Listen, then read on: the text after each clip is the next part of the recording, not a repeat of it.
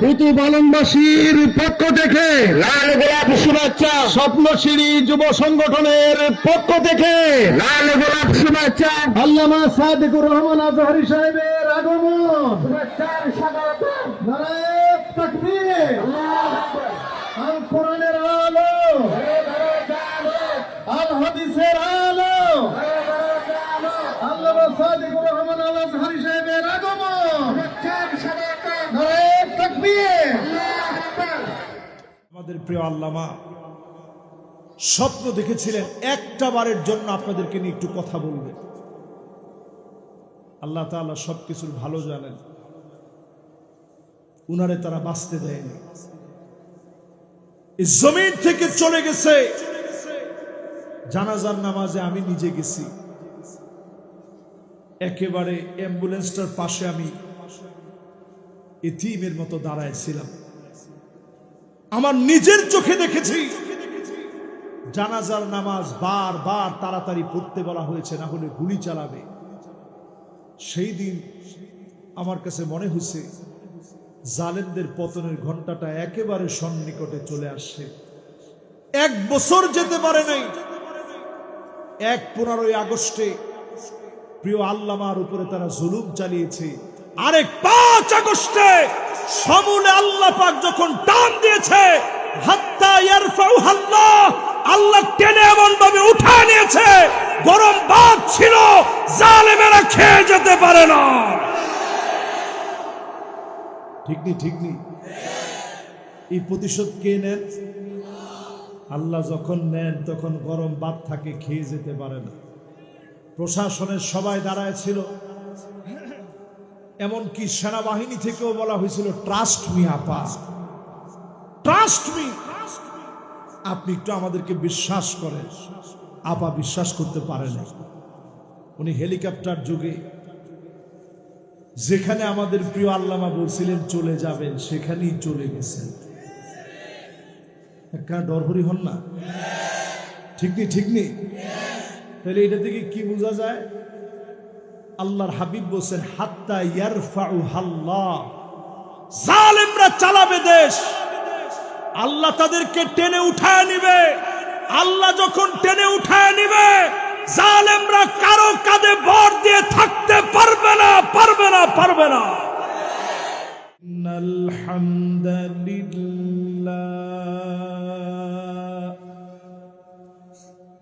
হামদান ইয়ালিকু বিজালালিহি ওয়া কামালিহি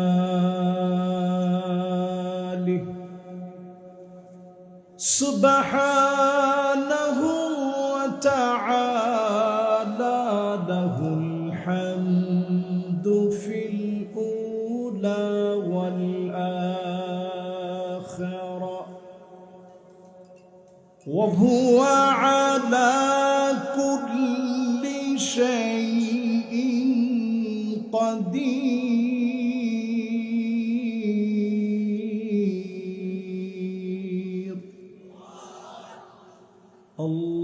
আল্লাহুম্মা ইন্না নুশহিদুকা ওয়া নুশহিদু মালাইকাতাক ওয়া হামালাতা আরশিকা ওয়া জামিআ খালকিক আন্নাকা আনতা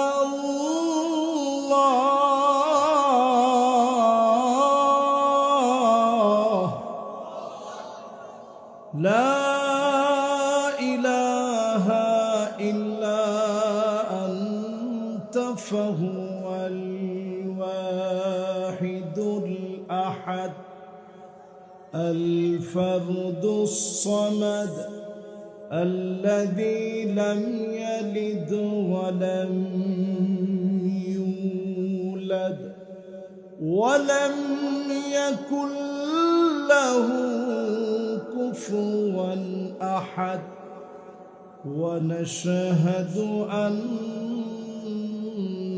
سيدنا وسندنا وحبيبنا وحبيب ربنا محمد সকলে পড়ি সাল্লাল্লাহু আলাইহি ওয়া আলা আলিহি ওয়া আসহাবিহি ওয়া বারাকা ওয়া সাল্লাম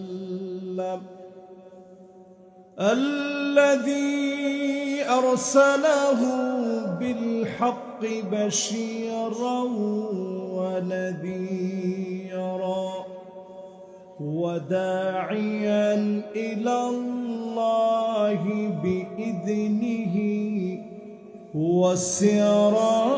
وسراجا منيرا فقد قال الله تعالى في كلامه المجيد وفي فرقانه الحميد সকলে আমার সঙ্গে পড়েন আউযু বিল্লাহি মিনাশ শাইতানির রাজীম বিসমিল্লাহির রহমানির রহিম اقترب للناس حسابهم وهم في غفلة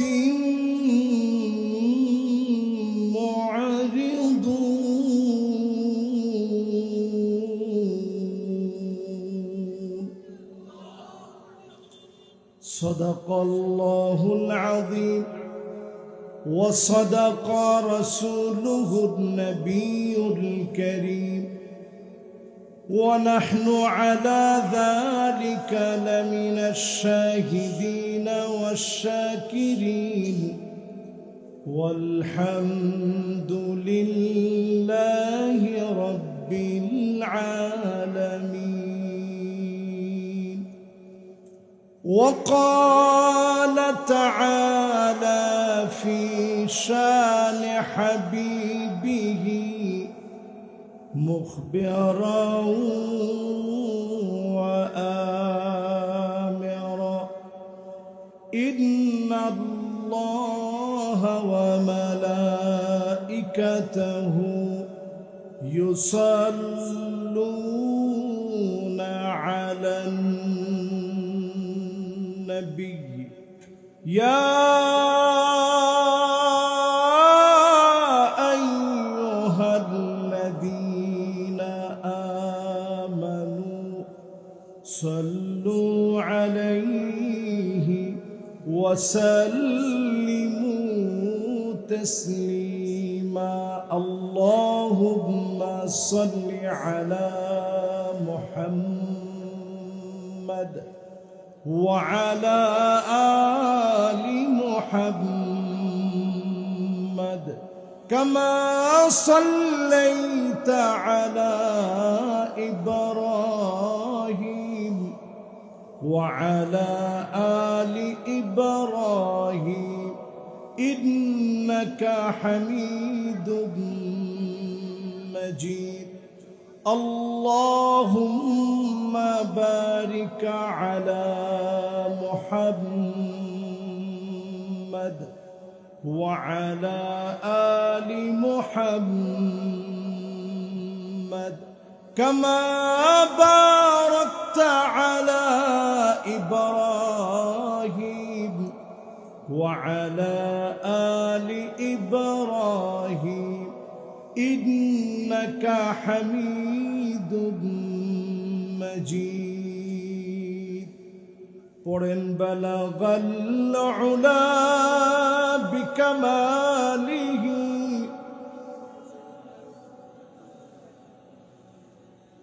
حسنت جميع خصاله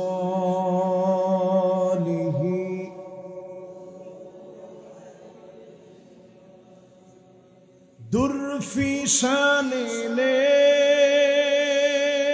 تیری قطروں کو دریا کر دیا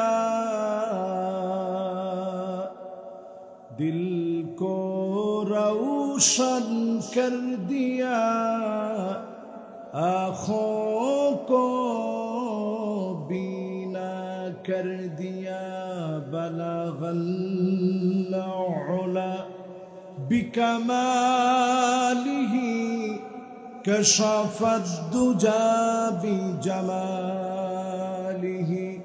حسنت جميع خصاله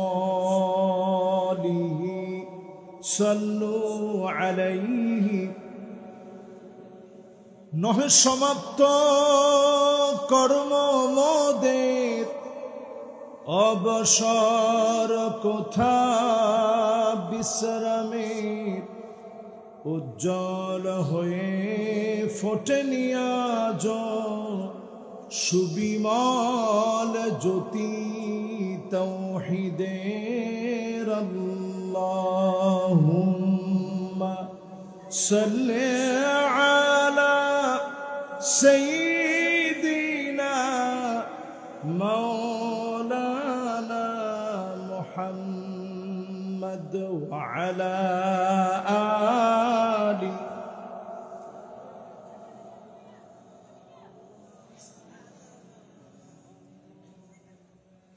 স্বপ্নশিরি যুব সংগঠনের উদ্যোগে আয়োজিত ৭০তম ঐতিহাসিক তাফসীরুল কোরআন মাহফিল কুতুপালংয়ের আজকের এই উত্তর জামে মসজিদের কবরস্থান সংলগ্ন তাফসীর ময়দানে আজকের এই মোবারক আয়োজনে প্রধান অতিথি আপনারা রেখেছেন জনাব সরওয়ার জাহান চৌধুরী সাহেবকে। আমরা ওনার জন্য দোয়া করছি। বিএনপির নিবেদিত প্রাণ তিনি, উখিয়া এলাকার সভাপতি বাংলাদেশ জাতীয়তাবাদী দল বিএনপি। ওনার জন্য আমরা দোয়া করি আল্লাহ যেন ওনাকে কোরআনের জন্য, দ্বীনের জন্য কবুল আর মঞ্জুর করেন, পড়েন আমিন। আজকের এই মাহফিলের সভাপতিত্ব করছেন জননন্দিত জননেতা, প্রখ্যাত একজন আলেমে দ্বীন, রাজপথের লড়াকু সৈনিক জনাব হযরত মাওলানা আবুল ফদল সাহেব হাফিজাহুল্লাহ ওয়া রাআহ, সহকারী অধ্যাপক রাজাপালং এমইউ ফাজিল ডিগ্রি মাদ্রাসা এবং সম্মানিত আমির বাংলাদেশ জামাত ইসলামী উখিয়া উপজেলা শাখা। ওনার জন্য আমরা দোয়া করি আল্লাহ যেন ওনাকে বলিষ্ঠতার সাথে দ্বীনের খেদমত করার তৌফিক দান করেন, পড়েন আমিন। হুজুরের সাথে আমার মহব্বত আজকে থেকে না, সর্বপ্রথম এই উখিয়া অঞ্চলে তিনি আমার মাহফিলে আনছেন, সর্বপ্রথম। ঠিক নেই হুজুর? কোন জায়গায় জানি এটা? হুজুরের বাড়ির পাশে। তো এই জন্য হুজুরের সাথে আমার দীর্ঘদিনের সম্পর্ক, মহাব্বত। এই জন্য হুজুরেরটা একটু বড় করে বললাম। আপনারা আবার মনে করেন না যে কিরে হুজুরেরটা বড় করে কইল। তো সম্পর্ক তো আজকে থেকে না, অনেক দিনের সম্পর্ক, তো একটু বড় করে বললাম হুজুরেরটা। উদ্বোধক হিসাবে আছেন জনাব ইঞ্জিনিয়ার হেলাল উদ্দিন সাহেব, আল্লাহ ওনাকেও দিনের জন্য কাবিলিয়তের সাথে কবুল আর মঞ্জুর করেন, পড়েন আমিন। এই মাহফিলে যারা উপবিষ্ট হয়েছেন হাদারাত উলামায়ে কেরাম, ফুদালায়ে ইযাম, মুরব্বিয়ানে কেরাম সহ তারুণ্যের উচ্ছ্বাস, দিক দিগন্তের দিকপাল তরুণ প্রজন্মের আমার তরুণ ভাইরা, এই মুহূর্তে শ্রবণরত হয়ে শুনছে আমার মা এবং বোনেরা, সবাই মিলে একত্রে বলি তো কেমন আছেন সবাই? একখানা ডর হরি হন না, কেমন আছেন সবাই? আমরা ভালো থাকি, জালেমেরা কখনো ভালো থাকে না, ঠিক কিনা বলে? ঠিক নেই? আইনাল মাফার, জালেমদের পালাবার কোনো জায়গা নাই। জালেমরা কোথাও গিয়ে স্থান পায় না, আল্লাহর গোলামরা কোথাও পালা যাওয়া লাগে না।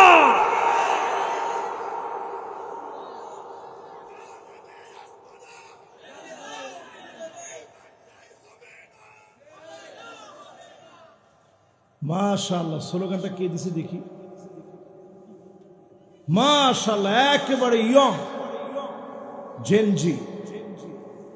দেখেন কি সুন্দর একটা স্লোগান দিয়েছে, জালেমদের আস্তানা এই বাংলায়।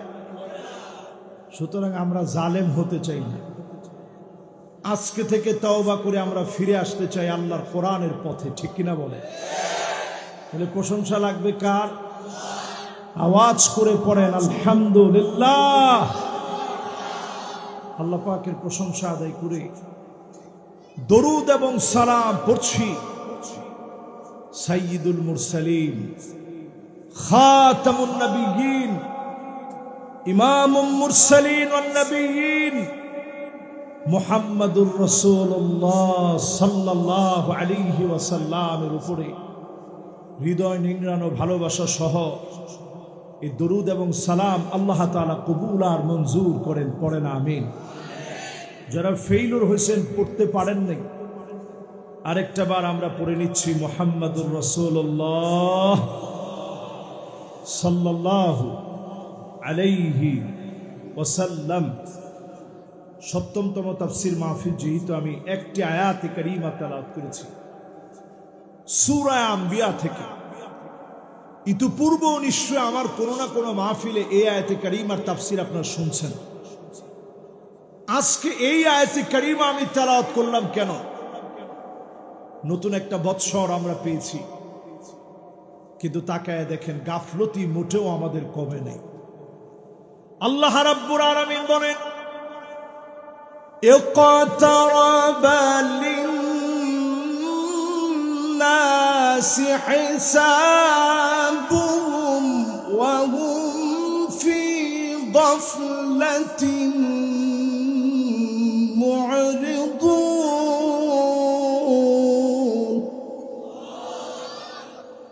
হিসাবের দিন যত ঘনায় আসবে, মানুষের গাফলতি তত বেড়ে যাবে। সারা দুনিয়ার দিকে তাকায় দেখেন, দিন দিন মুসলমানদের অধপতন চলছে। 2 কোটি মুসলমান আজকের রাতেও মার খেয়ে যাচ্ছে। 20 কোটি মুসলমানের মাথার উপরে ছাদ নাই। এই ওয়াজ আপনাদেরকে বোঝানো খুব সহজ। আমার যে সমস্ত রোহিঙ্গা ভাইরা আছে, আরাকানের আমার শ্রদ্ধেয় মুহাজির ভাইরা যারা আছেন, ঘর নাই, বাড়ি নাই, মাথার উপরে ছাদ নাই, এই রকম মুসলমানের সংখ্যা পৃথিবীতে 20 কোটির মতো প্রায়। 2 কোটি মুসলমান মার খেয়ে যাচ্ছে। 20 কোটি মুসলমানের মাথার উপরে ছাদ নাই। আল্লাহ পাক আমাদেরকে মনে করায় দিচ্ছেন, মুসলমানরা গাফলতি ছেড়ে দাও। হাদিসের ভিতরে নবীজি বলেন, তুরাদুল ফিতান আলাল কুলুবি কাল হাসির আউদান আউদা। যেইভাবে করে আপনারা পাটি বানান, একটার পর একটা সরাকা যেভাবে দিয়ে থাকেন, এইভাবে করে ফিতনা গুলো আসবে, চতুর্দিক থেকে গ্রাস করে ফেলবে। চতুর্দিকে শুধু ফিতনার ফিতনা দেখবেন। কেমন গাফলতির ভিতরে পড়ে গেছে। 30টা হাদিস দিয়ে আজকে আপনাদেরকে বোঝায় দিতে চাই কত বড় গাফলতির ভিতরে আছি। 1 ঘন্টা সময় নিয়ে যদি এই মাহফিলে শেষ পর্যন্ত, রজব মাসের এই বরকতের সময় শেষ পর্যন্ত যদি বসতে পারেন, হতে পারে যিনি গাফলতি থেকে আমাদেরকে হেফাজত করবেন তিনি কে। 30টা হাদিস বলবো, 1 থেকে নিয়ে 30 অবধি শুনবেন। না শুনেই 50% শুনে কারা কারা চলে যাবেন, হাত উঠা দেখা। ইন্নি কারবার ওয়াজি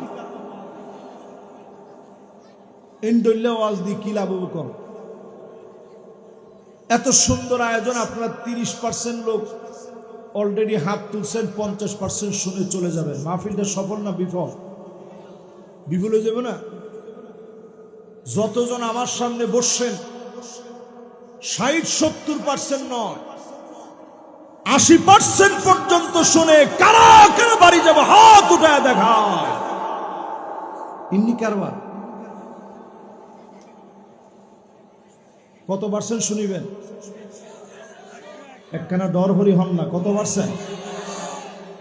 আমি 100% পর্যন্ত যাদেরকে দেখতে পাবো আমি মনে করব ফিতনা আপনাদেরকে ইনশাআল্লাহ পাবে না। ইনশাআল্লাহ পড়ে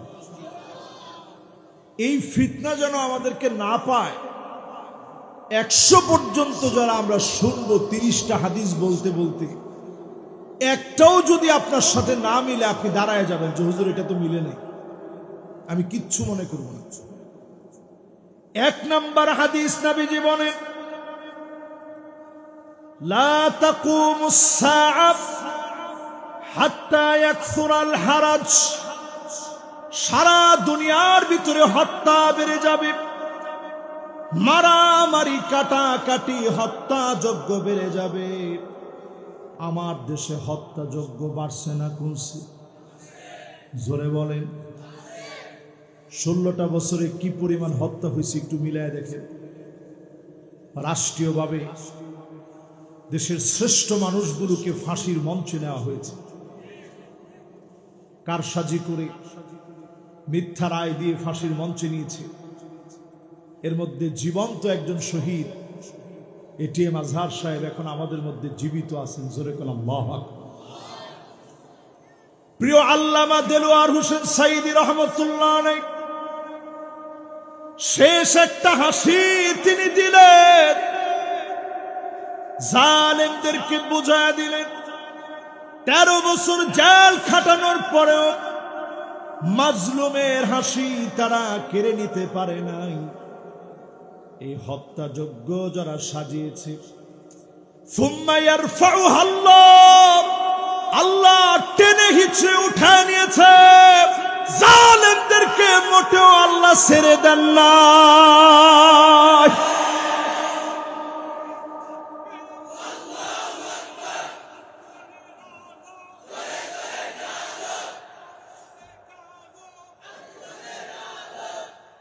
মাশাআল্লাহ, আমার মনটা ভরে গিয়েছে। এইখানে লোকেরা স্লোগান দিচ্ছেন আল কোরআনের আলো ঘরে ঘরে জ্বালো। যিনি স্লোগান দাতা উনি স্লোগান দিচ্ছেন আল কোরআনের আলো সংসদে জ্বালো। আচ্ছা, ঘরে ঘরে যদি জ্বলে আমাদের কোনো লস আছে? কিন্তু যদি একবার পার্লামেন্টে জ্বলে ঘরের ভিতরে জ্বলতেই হবে। ঠিক নি? ঠিক নি? 54 বছরে আমাদের সব দেখা শেষ, সামনে আওয়াজ উঠেছে আল কোরআনের বাংলাদেশ। এই আওয়াজ যদি আমরা উঠাইতে চাই শুধুমাত্র ঘরে ঘরে না, আল্লাহর কোরআনের আলো জ্বলতে হবে খোদ পার্লামেন্টে। ঠিক কিনা বলে? তাহলে 1 নাম্বার হাদিস যদি আপনারা সমাধান চান, এই দুনিয়ার ভিতরে যদি সমস্যা সংকট থেকে দূরে আসতে চান, হত্যা থেকে বাঁচতে চান, 32 বছরের আমার হাতই চলে গেছে। আমার মাত্র 5 ফুট 2 ইঞ্চি, কিন্তু যখন কথা বলতো মনে হতো অগ্নি স্ফুলিঙ্গগুলা তার বক্তব্য থেকে বের হচ্ছে। ঠিক নি? ঠিক নি? 8 মাসের সন্তানটা রেখে চলে গেছে, তার স্ত্রীটা বিধবা হয়ে গেছে। আপনি একটু তাকায় দেখেন, হাদি বারবার বলেছে আমারে তোমরা থামাইতে পারবা যদি মাথায় আর বুকে গুলি করো। সারাটার সময় তার শাহাদাতের তামান্না ছিল। আল্লাহ ঠিকই তাকে শহীদ হিসাবে কবুল করেছে, এটা আমরা বিশ্বাস করি। হাদিরা মরে না।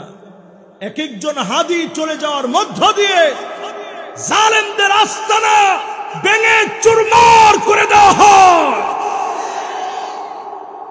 হাদিরা চলে গেছে, কত হাদি দাঁড়ায় গেছে। এই ঠান্ডার ভিতরে শীতের ভিতরে শাহবাগে গিয়ে দেখেন বোরকা পরে ছোট্ট বাচ্চা নিয়ে হাজির হয়ে গেছে। ছোট ছোট বাচ্চারা বলতেছে আমরা সবাই হাদি হব, যুগে যুগে লড়ে যাব। জোরে কোন আল্লাহু আকবার। হাদির সংগ্রাম ছিল আল হারাজ, হত্যাযজ্ঞ বন্ধ করার জন্য ন্যায় ইনসাফ প্রতিষ্ঠা করতে চেয়েছে হাদিরা। এই ন্যায় ইনসাফ যদি প্রতিষ্ঠা করা লাগে 55 বছর ধরে যেই রীতি চলেছে, ন্যায় ইনসাফ প্রতিষ্ঠা হয় না। আল্লাহর কোরআনের দিকে যদি আসেন, 5টা বছরের ভিতরে ন্যায় আর ইনসাফ যিনি প্রতিষ্ঠা করে দিবেন তিনি কি? তাহলে 1 নম্বর হাদিসের সমাধান, এই জমিনে যদি ন্যায় ইনসাফ কায়েম করতে হয়, আল্লাহর কোরআনের দিকে আমাদের আসতে হবে। জোরে কোন আল্লাহ। 2 নম্বর হাদিসের ভিতরে নবীজি বলেন, লা তাকুমুস সাআহ হাত্তা তুত্তাখাদাল মাসাজিদু তুরুকা। মসজিদের সামনে দিয়ে হেঁটে হেঁটে চলে যাবে, নামাজের জন্য মুসলমানের আসবে না, নামাজ পড়বে না। 92% মুসলমানের দেশে আজকে রাত্রে মিলায়া দেখেন, ফজর থেকে নিয়ে এসা 10% লোক নামাজ পড়েছে, 90% লোক পড়ে নাই।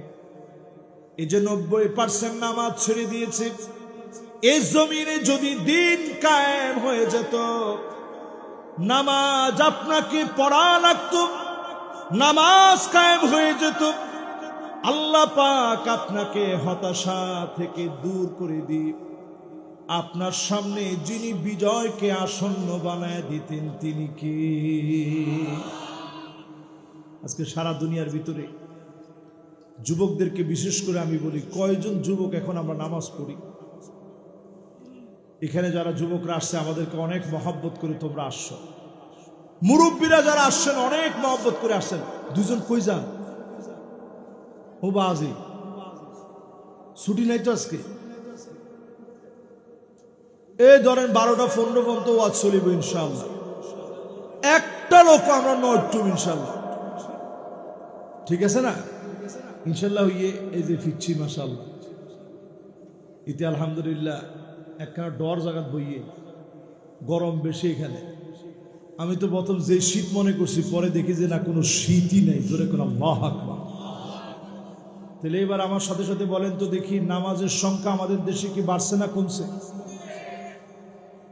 একবারে কমছে এটা আমি বলবো না, কিন্তু যেই তুলনায় মসজিদ বাড়ছে, দাওয়াতে তাবলীগের মেহনত বাড়ছে, মাহফিল বেড়েছে, চরমনায় পীর সাহেব হুজুর, সারসিনার পীর সাহেব হুজুর, জামাত ইসলামের কাজ সহ সব আন্দোলনের কাজ যেভাবে চলছে, ওই তুলনায় নামাজের সংখ্যা এখনো বাড়ানো যায় নাই। কারণ পার্লামেন্টে আল্লাহর কোরআনটা এখনো আমরা নিতে পারিনি। যদি পার্লামেন্টে আল্লাহর কোরআন চলে যায়, নামাজ আপনারে পড়া লাগবে। যদি নামাজ না পড়েন, বেশি কিছু লাগবে না, 3 দিন আপনারে আটকায় রাইখা 300 রাকাত নামাজ অতিরিক্ত পড়ায় আপনারে যদি সসম্মানে ছেড়ে দেওয়া হয়, আপনি দেখবেন একদিক দিয়ে সংশোধনাগারে যাবেন, জেলখানায় ঢুকবেন, অন্যদিকে যিনি সংশোধন করে সংশোধনাগার থেকে যিনি আপনাকে বের করে আনবেন তিনি কে? সোজা হয়ে যাবে। 3 নাম্বার হাদিস শুনেন আমার ভাইয়েরা, নাম্বারগুলো মনে রাখেন আপনারা। একটা আয়াতের ব্যাখ্যা আজকে 30টা হাদিস আপনাদেরকে শুনাইতে চাই, বুঝাইতে চাই কোরআনটা কত দামি। কোরআনের একটা আয়াতের ব্যাখ্যা কত গভীর হতে পারে, গাফলতি কোন কোন জায়গায় আছে। 3 নাম্বার হাদিস শুনেন আমার ভাইয়েরা, হাত্তা ইয়াবুদাল্লাহ ওয়াল উজ্জা, মুসলমানের ছেলে হয়ে মূর্তির সামনে গিয়ে মাথা নত করবে, এমন মুসলমান সারা বাংলাদেশে থাকলেও খেয়াই নাই। একজনে কইছে ঠিক হুজুর, উখিয়ার মধ্যে কি জোরে কোন আছে না নাই? দেখবেন যতগুলা হিন্দুদের পূজা হয়, পূজার ভিতরে আপনারা নিরাপত্তা দেন, সেখানে তারা তাদের মতো আনুষ্ঠানিকতা পালন করুক, আমাদের কোনো অসুবিধা নেই। কিন্তু সেই পূজার ভিতরে আপনি গিয়া দেখবেন 60% ছেলে মুসলমানের সন্তান মাথা নিচের দিকে দিয়ে পা উপরের দিকে দিয়ে নাচ গান করে। এরকম দৃশ্য যখন আপনি দেখবেন, আপনি বুঝবেন মহা গাফলতির ভিতরে আমরা পড়ে গেছি। ঠিক কিনা বলেন? বাংলাদেশে দেখেন কোটি কোটি টাকা খরচ করে আমাদের সাবেক যারা ছিল তারা মূর্তি স্থাপন করেছে, বিরাট বিরাট মাথা বানাইছে। 5 তারিখের পরে কে কেমনে পারে এগুলা ভাঙছে। ঠিক না? ঠিক না? এই যে আপনারা মূর্তিগুলা বানাইলেন, সেই সময় আল্লামা মামুনুল হক বজ্রকণ্ঠে মূর্তির বিরুদ্ধে কথা বলায় জামাত ইসলাম করা লাগে নাই, শুধু মূর্তির বিরুদ্ধে বলায় উনাকে অ্যারেস্ট করা হয়েছে। ঠিক কিনা বলে? এই মাহফিল থেকে পরিষ্কারভাবে বলি, এর নাম গাফলতি। মুসলমানের সন্তান হয়ে মূর্তির সামনে গিয়ে মাথা নত করবে, মূর্তি পূজায় লিপ্ত হবে। 4 নম্বরে নবীজি আমাদেরকে 1500 বছর আগে জানায় গেলেন, এমন সময় আসবে তোমরা দেখবা, ইন্নাল্লাহা লা ইয়াকবিদুল ইলম ওয়ালাকিন ইয়াকবিদুল উলামা। জমিন থেকে আলেমদেরকে উঠায় না হবে। আওয়াজ করে বলেন, আলেমদেরকে উঠায় না হবে। যারা থাকবে, নবীজি বলতেছেন, যারা থাকবে তারা হবে রুউসান জুহালা। সব জাহেলদেরকে মানুষ বড় বড় আলেম মনে করবে। আমাদেরকে আপনারা অনেক বড় আলেম মনে করেন, আসলে আমরা জাহেল। এই চেয়ারে আপনারা আমাদেরকে এনে বসায় দেন। এমনও বক্তা আমি বাংলাদেশে দেখছি, এই চেয়ারের উপরে পা উঠায় বলে আজকে খেলা দেখাবো। তুই কি সাপের খেলানি দেখাইতেছ? এরকম ব্যক্তিরা ওয়াজ করবে, মানুষ তন্ময় হয়ে শুনবে। এগুলো সব আমাদের গাফলতি। কয় নম্বরে আছে? একখানা ডরহরি হন না, জোরে কয় নাম্বার?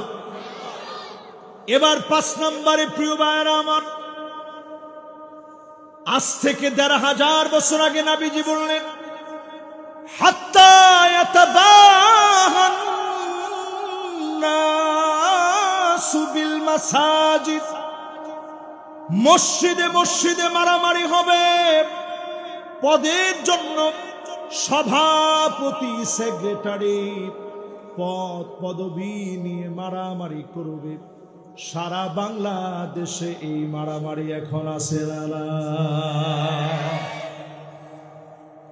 মাশাআল্লাহ, এটা যখন বলছি আপনাদের সবার ঘুম ভেঙে গেছে। কি পরিমাণ মারামারি এখন পদ নিয়ে আসে। একটু টাকা হইলেই মসজিদের সভাপতি ওনার হওয়া লাগবে। যদি পদ না পায়, উনি লাগলে আরেকটা মসজিদ বানাবে। ঠিক না? অথচ আজকে থেকে আপনি 50 বছর পিছনে যান। যারা মুরব্বী আছে এখানে, মুরব্বী শ্রেণী যদিও এখানে একটু কম। মাশাআল্লাহ, আমগো বিএনপির নেতা এখানে যিনি বসা আছেন, উনি কিন্তু মাশাআল্লাহ বয়সের দিক থেকে আমাদের প্রবীণ। উনারে যদি আমি জিজ্ঞাসা করি, আজ থেকে 50 বছর আগে, হয়তো উনারা তখন ছোট ছিলেন, ওই সময় কাউরে যদি আপনি মসজিদের দায়িত্ব দিতেন, উনি নিতে রাজি হতো না, জোর করে উনারে দেওয়া লাগতো। ঠিক কিনা বলে? এই পদ পদবি নিয়ে মারামারি হবে। পদ কখনো চেয়ে নেওয়া যায় না, ক্ষমতা চেয়ে নেওয়া যায় না। আপনাকে ক্ষমতা চাইলে আল্লাহ দিবে না। আল্লাহ পাক যখন ক্ষমতা দিবে, ওই ক্ষমতা যদি আপনি পান, ওই ক্ষমতার কারণে যিনি আপনার হাতকে শক্তিশালী বানায় দিবেন, তিনি কে? 5 নম্বর শেষ। আর বাকি আছে কয়টা? শুনিবেন না শুনিবেন? শুনবেন না ইনশাআল্লাহ? মাশাআল্লাহ, এই তো একজাক তরুণ। আরো মাহফিলের দিকে আইয়ে মাশাআল্লাহ, তাড়াতাড়ি হুজুররা আসেন। মাশাআল্লাহ, লিল্লাহে তাকবীর, লিল্লাহে তাকবীর। এবার 5 নম্বর শেষ, এবার 6 নম্বরটা শুনুন। 6 নম্বরে নবীজি বলেন এমন সময় আসবে يكونن من أمتي أقوام يستحلون الحرى والحرير والخمر والمعازف মদকে হালাল বানায় দিবে, বাদ্যযন্ত্রকে হালাল মনে করবে। আমাদের এই সমাজের ভিতরে মদকে এখন হালাল বানায় নিয়েছে, ইয়াবা রন্ধ্রে রন্ধ্রে ছড়ায় পড়েছে। ঠিক নেই? উকিয়াতে এই ওয়াজটা একটু বেশি দরকার, কি কম? একটু বেশি দরকার না? সময় আসবে এমন রন্ধ্রে রন্ধ্রে সব জায়গায় ইয়াবা ঢুকে যাবে। আফিম, মেরেচুয়েনা, মদ, হেরোইন, প্যাথেডিন, এলএসডি, এগুলো সব আসে পার্শ্ববর্তী যাদেরকে বন্ধু বলে মনে করেন, ওরা সবচেয়ে বেশি আমার দেশে এই নেশাগুলা পাঠায় দেয়। ঠিক কিনা বলে?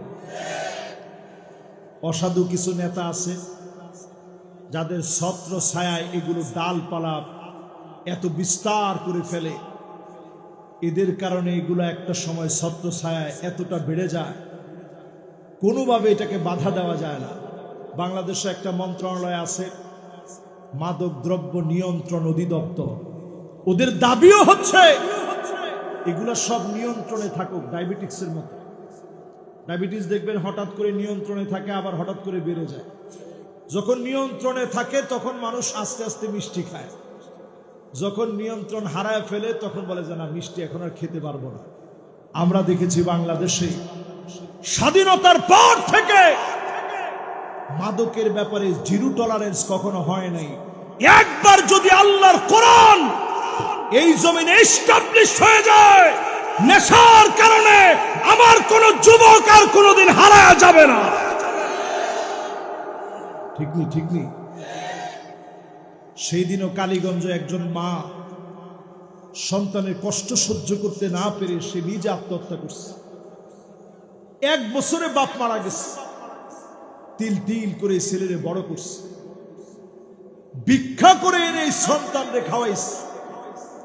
সন্তান বড় হয়ে নেশায় জড়ায় গিয়ে মায়ের সাথে এত খারাপ আচরণ করে, ওই যে ভিক্ষা করে চাউলগুলো আনে এগুলো বেচে নেশা করে। মা সহ্য করতে না পেরে আত্মহত্যা করছে, গলায় দড়ি দিচ্ছে। মারে যখন সবাই কবরস্থ করছে, রাত্রে বেলায় ছেলে গিয়ে এই লাশটা উঠায় আনছে। উঠায় এনে সে কম্বল দিয়া ল্যাপ দিয়া ঢাইকা রাখছে। পরের দিন প্রচন্ড দুর্গন্ধ হয়েছে, সবাই এসে দেখে কবর খালি, ঘরের আশপাশে যাওয়া যায় না। সন্তান সবারে মারতে যাচ্ছে। এটার দায়ভার শুধু ছেলেকে দিলে হবে না, এ সমাজ এটার জন্য দায়ী। আমরা যদি শাসন ব্যবস্থায় ন্যায়নিষ্ঠ একান্ত আল্লাহর গোলামদেরকে, যোগ্য মানুষগুলাকে যদি নেতা বানাতে পারতাম, এই জমিন থেকে নেশাগুলা উঠে যেত। ঠিক কিনা বলে? তাহলে কয় নাম্বারে আছেন? 6 নাম্বার শেষ না? এবার 7 নাম্বারটা শুনে। সময় কিন্তু হাতে বেশি নেই, আপনাদের আছে সময়। 7 নাম্বারে মা বোনদেরকে লক্ষ্য করে বলি, ইয়াতাসাফাদু ফিত তরিক তাসাফুদাল হামিদ। এত নির্লজ্জ হয়ে যাবে, বেহাপনা এত পরিমাণ বেড়ে যাবে, রাস্তাঘাটে পশুর মতো হয়ে যাবে। টিকটক যারা করে চিন্তা করে, এত পরিমাণ নির্লজ্জ বেহা হয়ে যায়। ঘরের ভিতরে পর্দা করে রাস্তায় নেমে যারা টিকটক করে ভিডিও গুলা ছেড়ে দেয়, মুহূর্তের ভিতরে বিশ্বময় এই ভিডিওগুলা ছড়ায় যায়। কন্টেন্ট ক্রিয়েটরের নাম করে, ব্লগের নাম করে স্ত্রীদেরকে নিয়ে বাজে কন্টেন্ট যারা বানায়, পরিষ্কার তারা পশুর মতো নিকৃষ্ট। ঠিক কিনা বলেন? এরকম সব নিকৃষ্ট কন্টেন্ট দিয়ে ভরপুর হয়ে যাচ্ছে। মানুষের ভিতরে লজ্জা বলতে কিছু নাই। 7 নাম্বারটা শেষ করে এবার 8 নাম্বারটা আরো ভয়াবহ। নবীজি বলতেছেন গাফলতি কাকে বলে একটু শুনে। হাত্তা তাদতরিবালিয়া তুনিসাই দাউসিব, এমন সময় আসবে কোমর দুলায়া মহিলারা নাচবে, গান গাবে, এটাকে কোনো অসম্মান মনে করবে না। দিব্যি দেখবেন এখন মানুষ দোয়া চায় আমার মেয়ে খুব ভালো নাচতে পারে। এই মেয়ে বাপের সামনে নাচে, চাচার সামনে নাচে, স্কুলের ভিতরে নাচে, সাংস্কৃতিক সন্ধ্যার ভিতরে নাচে, গায়ে হলুদের ভিতরে নাচে। এই নাচের কারণে জমিন থেকে যিনি বরকত গুলা উঠায় নিচ্ছেন তিনি কি পরিমাণ গাফলতির ভিতরে আমরা আছি। 8 নাম্বার শেষ, এবার 9 নাম্বার গাফলতি শুনে। নবীজি বলেন এমন দৃশ্য তোমরা দেখবা, হাত্তা তাউদ আরদুল আরব মুরুজান ওয়া আনহারা, আরবের ভিতরে বৃষ্টি হবে। আওয়াজ করে বলেন কি হইব? একখানা ডর হরি হন না, কি হইব? এই একদিন আগের ভিডিও যদি আমি আপনাদেরকে দেখাইতে পারতাম। একদিন আগে আপনারা নিশ্চয়ই ফেসবুকে দেখছেন এমন পরিমাণ প্রবল বৃষ্টি হয়েছে, রাস্তাঘাট শুধু পানি আর পানি দিয়ে ভেসে যাচ্ছে। তাকাইলে মনে হচ্ছে একটা ক্ষুদ্র বাংলাদেশের দৃশ্য আমি দেখতেছি। এই দৃশ্য দেখে আল্লাহ বোঝা দিলেন আরবকে ধরা শুরু হয়ে গেছে। এই যে আরবের ধরা আল্লাহ শুরু করছে, কেন শুরু করছেন 10 নম্বর হাদিসটা শুনে। ঘুম থেকে আল্লাহর নবী একদিন উঠলেন, জাগ্রত হয়ে নবীজি বললেন ওয়াইলুল লিল আরব, ধ্বংস আরবের জন্য, ধ্বংস আরবের জন্য। উম্মে সালামা বললেন ওগো নবীজি আমরাও কি ধ্বংস হয়ে যাব? আমাদের ভিতরে এত দিনদার আছে, এত নেককার আছে, আমরা কি ধ্বংস হয়ে যাব নাকি? নবীজি বললেন হে তোমরাও ধ্বংস হবে। ইদা কাসুরাল খাবাস, খারাপি তোমাদের মধ্যে বেড়ে যাবে, অন্যায় বেড়ে যাবে। অন্যায় বেড়ে গেলে আরবকে যিনি পাকড়াও করে ফেলবেন তিনি কে? শুধু আরবের জেলখানার ভিতরে সৌদি আরবে সালমান আউদা, আল্লামা সালমান আউদা আল কারনি, এরকম অসংখ্য আল্লাহর গোলাম বড় বড় আলেম জেলখানার ভিতরে আছে। শুধু মিউজিক নিয়ে কথা বলার কারণে তাদেরকে অ্যারেস্ট করা হয়েছে। নিশ্চয় আপনারা দেখছেন খুতবা চলতেছিল, ওইখান থেকে আলেমকে টেনে হিঁচড়ে নিয়ে যাওয়া হয়েছে। এগুলো আল্লাহ সহ্য করে নেই। এইগুলোর কারণে যিনি অলরেডি পাকড়াও শুরু হয়ে গেছে সৌদি আরবে, আল্লাহ পাক ধরা শুরু করে দিয়েছেন। মদকে তারা শিথিল করেছে, যারা কূটনীতিক আছে তারা কার্ড দিয়ে মদ খেতে পারবে। নতুন একটা সিটি তারা তৈরি করতেছে, নিয়ম সিটি। ওইখানে তারা উড়ন্ত ট্যাক্সি রাখবে, রোবট রাখবে, শহরটাকে এমন বানাবে চাঁদের থেকে মাটি এনে ওইখানে বসাবে, যাতে করে চাঁদের ফিল মানুষ নিতে পারে। ওইখানে কনসার্ট হবে। মেগা প্রজেক্ট হাতে নিয়েছে 2030-এ। আমার কাছে তো মনে হয় গত সরকার তারা বলছিল 41 সাল, 41 সাল, ঠিক নেই? একটা ডরহরি হন না। 41 সাল বলে তারা থাকতে পারে নাই।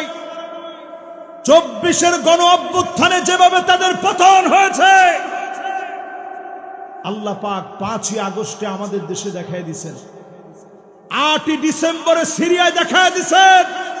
আমার কাছে তো মনে হয় অনতি বিলম্বে আবার আরব জেগে উঠবে, দামামা বেজে উঠবে, সারা দুনিয়ার ভিতরে কালেমার পতাকা জাগবেই জাগবে। কোন জালেম আটকায় দিতে পারবে না, পারবে পারবে না।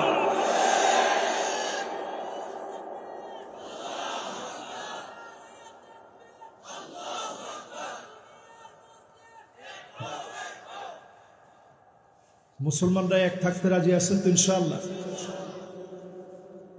এক থাকতে রাজি নাই। এবারে 11 নম্বর হাদিসটা শোনেন, কষ্ট হয় না বাজে?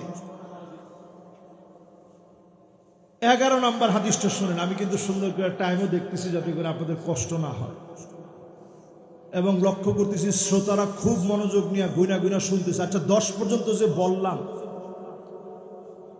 একজন দাঁড়ায় বলেন তো হুজুর এই 10টার ভিতরে উমুকটা এখনো দেখিনি,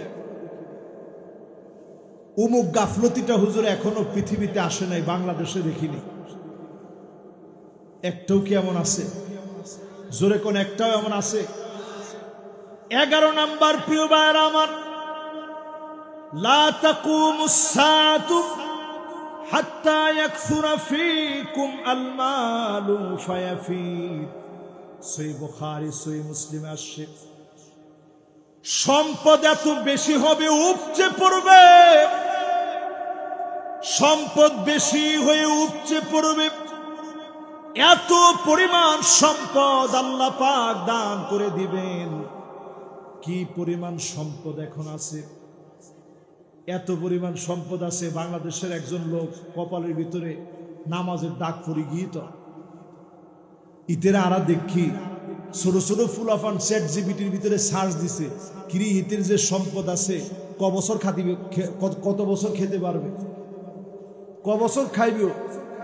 সার্চ যখন খালি দিছে, সার্চ দেওয়ার পরে চ্যাট জিপিটি উত্তর দিছে, ইতের যে পরিমাণ সম্পদ হইয়ে জনগণের টাকা পয়সা মারি ফেলাইয়ে, এই টাকা যদি সে প্রত্যেক দিন 2 কেজি করে 1000 টাকার নোট 337 বছর লাগায় খায়, তারপরেও তার টাকা শেষ হবে। একজনে কইছে আল্লাহু আকবার, ইন্নি কারবার।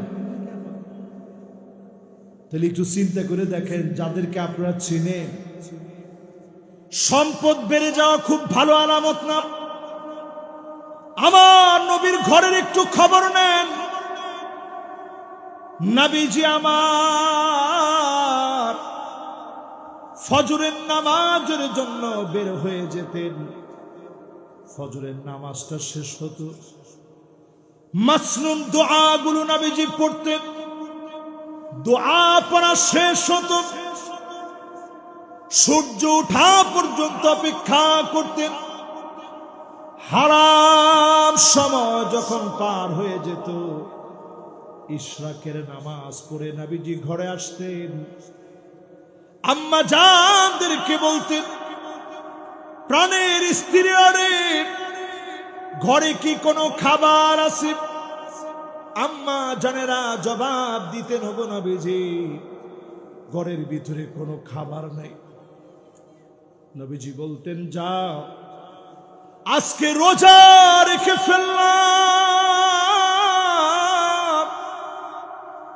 এক ডুব পানি নবীজি সাহারিতে খান নাই, একটা খেজুর নবীজি পান নাই। সবর করে নবীজি রোজা রেখে ফেলতেন। এই কষ্টের কারণে যিনি আমাদেরকে দিনকে বিজয়ী বানায় উপহার দিয়েছেন, তিনি কে? মাশাআল্লাহ। কয়জনের মনোযোগ আছে তো ইনশাআল্লাহ? আমার দিকে তাকান, কয় নম্বরে আছেন আপনারা? সবাই কোন কত নাম্বার? ইনশাআল্লাহ আর বেশিক্ষণ সময় ন লাগিব। আমরা বাড়তি কোনো কথার দিকে কিন্তু একজনও যাইনি। সব কথা আমরা কোরআন আর হাদিস থেকে আসি। এখন শেষ পর্যন্ত আমরা কোরআন হাদিস থেকে এই কয়টা কথা শুনে শয়তানকে পরাস্ত করে গাফলতি থেকে নিজেকে আজকে অবসর দিয়ে এখান থেকে অ্যাক্টিভ হয়ে বাড়ি ফিরবো ইনশাআল্লাহ। বলে ইনশাআল্লাহর আওয়াজটা বড় আসতে হয়েছে, একটা ডরহরি হন না, জোরে কর। 11 নম্বরের পরে 12 নম্বরে আসেন। নবীজি আলাইহিস সালাতু ওয়াস সালাম বলেন, হাত্তা ইউবনান নাস ইয়াতাশাব্বাহুনাহা বিল মারাহিল। মানুষ ঘর বাড়ি বানানোর জন্য ব্যস্ত হয়ে যাবে, কাপড়ের ভিতরে যেভাবে নকশা করে এমন নকশা করে করে মানুষ ঘর বাড়ি বানাবে। এই দেখেন কাপড়ের ভিতরে নকশা দেখছেন, এটা সামান্য একটা ধরেন এমব্রয়ডারি করে একটা ডিজাইন দিছে, এখানে একটু এখানে একটু এখানে একটু। হুজুরে কোনো ডিজাইন দেয় না, হুজুরেও দেয় না, উনি দিছে। দেখেন এরকম কাপড়ের ডিজাইনের মতো করে ইন্টেরিয়র করে সুন্দর করে ঘর বাড়ি বানাবে। এখনকার লোকজন বানায় না, বানায় না, একখানা ডর হরি হন না। এই যে আমরা ঘর বাড়ি বানানোর জন্য এত ইন্টেরিয়র করি, আখিরাত ভুলে যাচ্ছি। আখিরাতের দিকে ফিরে আসেন। এই পৃথিবীর দিন দিন সময়গুলা ফুরায় যাচ্ছে। 12 নম্বরে নবীজি সাল্লাল্লাহু আলাইহি সাল্লাম বলেন, এই পৃথিবীতে 5টা শাসন আসবে। আঙ্গুল উঠায় বলেন কয়টা? মাশাআল্লাহ সবাই উঠায় নেয়, উঠায় এবার একটু নাড়া দেন। কয়টা? এটা শোনাইলে আপনাদের মন ঠান্ডা হয়ে যাবে। এবার নামান। 12 নম্বর হাদিসটা শুনলে দেখবেন হৃদয়টা ঠান্ডা হয়ে যাবে। এই পৃথিবীতে 5টা শাসন আসবে। 1 নম্বর নবুয়তের শাসন। এই শাসন আমরা দেখিনি, কিন্তু কোরআন হাদিসে এই শাসনের কথা আমরা পড়ছি। 2 নম্বর শাসন আসবে খুলাফায়ে রাশিদিনদের শাসন। 32 বছর 6 মাস ধরে চলবে। এই জমিনে খুলাফায়ে রাশিদিনরা শাসন করেছে। 32 বছর 6 মাস ধরে চলেছে শাসন। নবীজি তারপরে বললেন, সুম্মা তাকুনু মুলকান আবদান, রাজতন্ত্র আসবে। এই জমিনে রাজতন্ত্র শাসন করেছে, রাজার ছেলে রাজা হয়েছে। 1000 বছর ধরে চলল। এরপরে নবীজি বললেন, সুম্মা তাকুনু মুলকান জাবরিয়া, স্বৈরাচার আসবে, জুলুম করবে, অত্যাচার করবে, নিরপরাধদেরকে ফাঁসি দিবে, মামলা হামলা করে ইসলাম পন্থীদেরকে দমন নিপীড়ন চালাবে। ঠিক কিনা বলে? আমরা দেখেছি 16টা বছর কি পরিমাণ জুলুম হয়েছে। জগদ্দল একটা পাথর বাংলাদেশের উপরে ছিল। আমাদের প্রিয় আল্লামা স্বপ্ন দেখেছিলেন একটা বারের জন্য আপনাদেরকে নিয়ে একটু কথা বলবে। আল্লাহ তাআলা সবকিছুর ভালো জানেন, উনারে তারা বাঁচতে দেয়নি। এই জমিন থেকে চলে গেছে। জানাজার নামাজে আমি নিজে গেছি। একেবারে অ্যাম্বুলেন্সটার পাশে আমি এতিমের মতো দাঁড়ায় ছিলাম। আমার নিজের চোখে দেখেছি জানাজার নামাজ বারবার তাড়াতাড়ি পড়তে বলা হয়েছে, না হলে গুলি চালাবে। সেই দিন আমার কাছে মনে হচ্ছে জালেমদের পতনের ঘন্টাটা একেবারে সন্নিকটে চলে আসছে। 1 বছর যেতে পারে নাই, 15 আগস্টে প্রিয় আল্লামার উপরে তারা জুলুম চালিয়েছে। আরেক 5 আগস্টে সমূলে আল্লাহ পাক যখন টান দিয়েছে, হাত্তা ইয়ারফাউ আল্লাহ, আল্লাহ টেনে এমন ভাবে উঠা নিয়েছে, গরম ভাত ছিল, জালেমেরা খেয়ে যেতে পারে না। ঠিক নেই? ঠিক নেই? এই প্রতিশোধ কে নেন? আল্লাহ যখন নেন তখন গরম ভাত থাকে, খেয়ে যেতে পারে না। প্রশাসনের সবাই দাঁড়ায় ছিল, এমনকি সেনাবাহিনী থেকেও বলা হয়েছিল, ট্রাস্ট মি আপা, ট্রাস্ট মি, আপনি একটু আমাদেরকে বিশ্বাস করেন। আপা বিশ্বাস করতে পারে না। উনি হেলিকপ্টার যুগে যেখানে আমাদের প্রিয় আল্লামা বলছিলেন চলে যাবেন, সেখানেই চলে গেছেন। একটা ডরহরি হন না? ঠিক নেই? ঠিক নেই? তাহলে এটা থেকে কি বোঝা যায়? আল্লাহর হাবিব বলছেন, হাত্তা ইয়ারফাউ আল্লাহ, জালেমরা চালাবে দেশ, আল্লাহ তাদেরকে টেনে উঠায় নিবে। আল্লাহ যখন টেনে উঠায় নিবে, জালেমরা কারো কাঁধে ভর দিয়ে থাকতে পারবে না, পারবে না, পারবে না। এরপরে একটা সময় আসবে, নবীজি বলে গেছেন, পঞ্চম নাম্বার। আল্লাহর হাবিব বলেন, সুম্মা তাকুনু খিলাফাতান আলা মিনহাজি নবুওয়াতিন। আবার এই জমিনের ভিতরে কোরআন সুন্নাহ অনুযায়ী রাষ্ট্র চলবে। যিনি কোরআন সুন্নাহর জন্য কবুল করে নেবেন তিনি কে? একটু হিসাব মিলায় দেখেন, 55টা বছরে আমরা এই সুযোগ দেখিনি। এখন যে সুযোগ এসছে, এক যুগে সবাই আওয়াজ উঠিয়েছে, সব দেখা শেষ, সামনে হবে আল কোরআনের বাংলাদেশ। ঠিক নেই? আমি জনাব তারেক রহমান সাহেবের একটু প্রশংসা করি। উনি ওই দিন বক্তব্য দিতে গিয়ে উনি কথা নিশ্চয়ই নিজে নিজে বলছেন, বাংলাদেশে রাসূল সাল্লাল্লাহু আলাইহি সাল্লামের নির্দেশিত ইনসাফ আমরা কায়েম করব। বলছেন না উনি? তো যদি বাংলাদেশে আল্লাহ রসুলের নির্দেশিত ইনসাফ কায়েম করে, পৃথিবীর কোন ধর্মগ্রন্থ দিয়ে ইনসাফ কায়েম হবে না। ইনসাফ যদি কায়েম করতে হয়, আল্লাহর কোরআনের দিকে আসতে হবে। ঠিক কিনা বলে? এরপরে একজন বলছিল শরিয়া আইন দিয়ে নাকি চলবে না। উনি নিজেই আবার সেই দিন বলছে যে আমরা ক্ষমতায় আসলে কোরআন সুন্নাহর বিরুদ্ধে একটাও আইন করব না। তাহলে বোঝা যায় এই জাতির এখন পালস একটাই, আল্লাহর কোরআন দিয়ে রাষ্ট্রটা চলুক। জোরে করে আল্লাহু আকবার। এটা যদি আমরা একটু বুঝে নিতে পারি, তাহলে আমাদের জন্য শুভ সংবাদ। নিশ্চয়ই এই জমিন আগামীতে কোরআন পন্থীরা এই জমিনকে লিড করবে। জোরে করে আল্লাহু আকবার। কত নাম্বার বললাম আপনাদেরকে? 13 নাম্বার শেষ, এবার 14 নাম্বার। মাশাআল্লাহ, আমরা অনেক দূর আগায় গেছি। 14 নম্বরে নবীজি বলেন, ইল্লা আলা হুসালাতিন মিনান নাস। জগতের ভিতরে আপনি ঘুরলে দেখবেন অধিকাংশ লোকগুলো এমন যাদের ভিতরে কোনো আমানতদার ব্যক্তি নাই। এমন লোক দিয়ে জগৎটা ভরে যাবে। এখনকার সময় আপনি তাকালে দেখবেন আমানতদার তেমন খুঁজে পাবেন না। আমানতদার ব্যক্তি এখন নাই।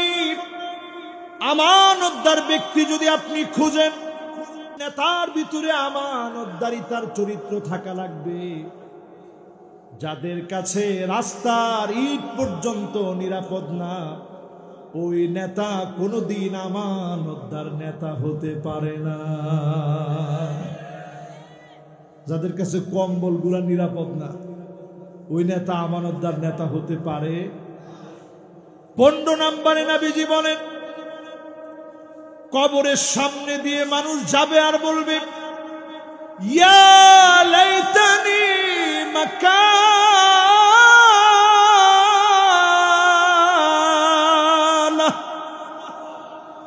হায় আফসোস, যদি এই কবরে আমার জায়গা হয়ে যেত।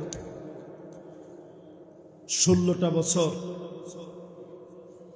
আবুল ফজল হুজুর এবং পাশে যারা বসা আছে, যে যে দল করেন, 16টা বছর অনেকেই কবরের সামনে দিয়ে গেছে আর বলছে, আল্লাহ দুনিয়াতে মনে হয় আর থাকার জায়গাটা নাই, আল্লাহ আপনি আমারে নিয়ে নেন, এই দুনিয়া আমার জন্য কষ্টকর হয়ে গেছে।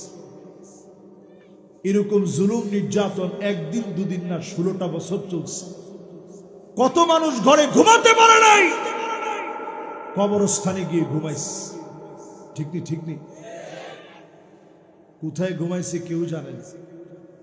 16টা মাস যেতে না যেতেই তারা অস্থির হয়ে গেছে। আর 16 বছর মানুষ পরীক্ষা দিয়েছে। এই পরীক্ষার পর আজকে আল্লাহ তাআলা এই সুযোগ দিয়েছে। এখন যারা চায়ের দোকানে বসে বসে বলেন আগেই ভালো ছিল, পরিষ্কারভাবে জেনে নেন, এটা পাক্কা একটা মুনাফিকি। জোরে বলেন এটা কি?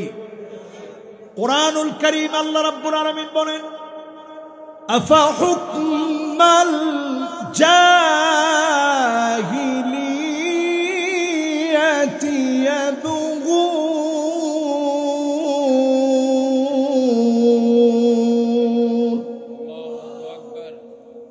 ১৫০০ বছর আগে আল্লাহ পাক কোরআনের মধ্যে বলতেছেন, নবী এত কিছুর পরেও লোকেরা কি জাহিলিয়াতের দিকে যাবে? এত জুলুমের পরে যারা বলতে পারেন আগেই ভালো ছিল, এরা পরিষ্কার জাহিলিয়াতের দিকে দৌড়াচ্ছেন, ঠিক কিনা বলে? ১৬ নম্বরে প্রিয় ভাইরা আমার, এমন সময় আসবে নবীজি বলে গেলেন, গাফলতি এমন হবে যেই সময়ে ইবাদত করা বড় কঠিন হয়ে যাবে। আল ইবাদা ফিল হারাজ কাহিজরাতিন ইলাইয়া। সহিহ মুসলিমের হাদিসে নবীজি বলেন, এই সময়ে যদি ইবাদত করেন হিজরত করার সমান সওয়াব পাবেন। এখন যেই সময়ে আপনি আমি আছি, ফিতনা ফাসাদের এই সময়ে ইবাদত যদি করতে পারেন, হিজরতের সমান সওয়াব যিনি দিয়ে দিবেন তিনি কে? এজন্য এখন মানুষ ইবাদত করতে চায় না। আগের দিনে মানুষ কিছু বুঝতো না বুঝতো কিছু ইবাদত করত। এখনকার লোকজন ইবাদত করতে চায় না, কারণ আমরা অনেক বেশি বুঝি। ইবাদত করবে যদি প্রতিদিন অনর্থক কথা না বলে অন্তত সুবহানাল্লাহ বলেন, সব কম না বেশি? আস্তাগফিরুল্লাহ যদি বলেন। আমি জর্ডান গেছিলাম, ওই জায়গায় গিয়ে আমি দেখলাম জায়গায় জায়গায় মাইক লাগানো আছে। আমি প্রথম মনে করছিলাম যে কোনো দোকানদার মনে হয় লাগাইছে, পরে দেখছি যেই জায়গায় গেছি ওই জায়গাতেই মাইক আছে, সব জায়গার মাইকের মধ্যে চলতেছে সাল্লাল্লাহু আলাইহি ওয়াসাল্লাম সালাওয়াতুল্লাহি ওয়া সালামুহু আলাইহি। এই আওয়াজ কানের মধ্যে একটু পর পর ভেসে আসতেছে। যদি আজকে থেকে আপনি আমল বানায় নেন, অধিক পরিমাণে দরুদ শরীফ পড়বেন, আল্লাহ নবীর সঙ্গে জান্নাতে বাড়ি বানায় দিবেন। আপনাকে যিনি বিজয়ী বানায় দিবেন তিনি কে? 16 নম্বর শেষ, এবার 17 নম্বরটা শুনে জোরে কোন কয় নাম্বার? লা ইয়াবকা বাইতুন মিনাল আরাব ইল্লা দাখালাতুহু। আরবের এমন কোন ঘর থাকবে না যেই ঘরের ভিতরে ফিতনা ঢুকবে না। এটা শুধু আরব বলে আরবদেরকে বুঝাইছেন তা না, ঘরে ঘরে ফিতনা ঢুকবে। ঢুকছে না? ঢুকছে না? জোরে কোন ঢুকে না? ঢুকে ঢুকছে না? এখন আমি একটু দুই একটা দেখাই, তাইলে আপনাদের কাছে পরিষ্কার হবে। আমারে আসতেই বলছে, হুজুর মা বোনদের জন্য একটু ওয়াজটা বেশি করে। কেন মা বোনদের জন্য ওয়াজটা বেশি করবো কেন? হুজুর মা বোনরা বেশি আসছে এই জন্য ওয়াজটা বেশি করে। কিরকম ফিতনা ঘরে ঘরে ঢুকছে একটু মিলান। আর না না, ঘরে ঘরে দেখবেন এখন এমন নারী আছে স্পষ্ট আপনারে বলবে, সব আমার নামে লিখে দাও, তোমার মা বাপকে 1 টাকা তুমি দিতে পারবা না। এমন নারী আছে না? কেন ডর ভরে হন না? এটার মধ্যে আছে না একটু জোরে হয়েছে কেন? হুজুর আমাদের মোটামুটি মহিলাদের যেহেতু বিরুদ্ধে বলছেন, আমরা আপনার পক্ষে আছি। এরপরে দেখবেন মান্নানা। এটা কেমন? কথায় কথায় বলবে, আমি দেখে আপনার ঘর করে খাইলাম, অন্য মহিলা হইলে ন খাইতো। ইন কথা এখন আছে না নাই? প্রতিদিন কয়বার? একটু হাত উঠান তো, কার কার বইটা বলে একটু হাতটা উঠান তো দেখি। একজন হাত তুলছে, জিতে হাত উঠেছে, ইতে বিয়ে না করেন পারলাম। মাশাআল্লাহ 2টা উঠেছে, ঠিক আছে মাশাআল্লাহ, একেবারে সত্যবাদী। তাহলে এবার একটু চিন্তা করে দেখেন তো, এইরকম মহিলা এখন আমাদের সমাজের ভিতরে আছে না নাই? কথায় কথায় খোটা দেয়। এরপরে নবীজি বলতেছেন, এমন সময় তোমরা দেখবা যেই সময় নারীদের ভিতরে অধিক ফিতনা। ফিতনা কি কি? ফিতনা হচ্ছে আন্নার। সারাদিন কষ্ট করে আপনি আসছেন, এসে বলছেন এক গ্লাস পানি দিও তো দেখি। পানিটা চাওয়া মাত্র আপনার স্ত্রী বলবে, ধ্যাৎ, তুমি একলাই কষ্ট করছো। আপনি তার জারি শুনে বলবেন যে না না, আমি দুষ্টামি করছি, পিপাসা নাও লাগে। এরকম আছে না? আছে না? এরপরে দেখবেন কান্না না গিয়ে একটু চেয়ারের মধ্যে বসছেন, এখন ওনার মনে হয়েছে চেয়ারটা একটু ঝাড়া দেওয়া দরকার। বিছনার মধ্যে গিয়ে শুইছেন, চাদরটা ঠিক করা লাগবে। আপনি মনে মনে চিন্তা করছেন, আল্লাহর জমিনে আমার মনে হয় কোনো জায়গা নেই। ঠিক নেই? একজনে ঠিক কইছে, ঠিক নেই? যে ঠিক কইছে একবার, হুজুর আরো যদি কিছু থাকে হুজুর একটু তাড়াতাড়ি কর। এরপরে দেখবেন এমন সময় আসবে হাদ্দাকা, কোথায় কোথায় ঢাকা গেছিলেন, একটা শাড়ি নিয়ে আসছেন, স্ত্রীর এরকম লুকায় রেখে দিচ্ছেন যে তোমার জন্য কি আনছে একটু কত দেখি, ডংডাং করে না তাড়াতাড়ি দেন। আপনি চিন্তা করছেন ডংডাং করে লাভ নাই, তাড়াতাড়ি দিই। আর মনে মনে দোয়া ইউনুস পড়তেছেন, লা ইলাহা ইল্লা আনতা সুবহানাকা ইন্নী কুনতু মিনাজ জালিমিন। আল্লাহ জালেমের হাত থেকে তুমি আমারে বাঁচাও। আল্লাহ আমি আমার নফসের লগে জুলুম করে ফেলছি, আল্লাহ তুমি আমার হেফাজত করো। শাড়িটা দেওয়া মাত্র কি কালার, কালার মরি যাবে দে নব আসিল। এরকম আসেনি? আসেনি? মা বোনদেরকে বলি, খবরদার, এই কথা স্বামীর উপরে বলার আগে আপনি চিন্তা করবেন ওই নারী আপনি হবেন। আপনার ইন্তেকালে স্বামীর চোখ দিয়ে পানি ঝরবে, আল্লাহর কাছে ডাক দিয়ে বলবে, আল্লাহ আমি আমার স্ত্রীর উপরে খুশি হয়ে গেলাম, তার উপরে আমি রাজি আছি। আপনার স্বামী যদি খুশি থাকে, যিনি আপনার উপরে খুশি হয়ে যাবেন তিনি কে? এরপরে দেখবেন সাদ্দাকা। এটা কেমন নারী? এটা ওই নারী যে নারী মুখ দিয়ে এমন ভাবে তর্ক করবে, তর্ক দেখলে মনে হবে দক্ষিণ কোরিয়ার উত্তর কোরিয়া, এই তো মনে হয় লেগে যাচ্ছে। এরপরে দেখবেন বার্রাকা। শুধুমাত্র মুখ নয়, হাত থাকতে মুখে কি স্বামীর গায়ে হাত তুলতে পর্যন্ত দেরি করবে না, এমন নারী এখন ঘরে ঘরে আসে না। তার মানে বুঝে নেন কি সংকটাপন্ন একটা পরিস্থিতির দিকে আমরা যাচ্ছি।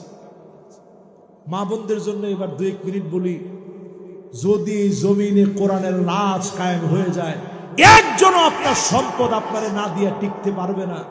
লিযাকার মিসলু হাযযিল উনসায়াইন, এই আয়াত সংসদ থেকে পাস হবে, বাজেট হবে, আপনার ভাই ডেকে এনে আপনার সম্পদ আপনারে বুঝায় দেওয়া লাগবে। ঠিক কিনা বলে? কত নাম্বার হাদিস চলতেছে খেয়াল আছে আপনাদের?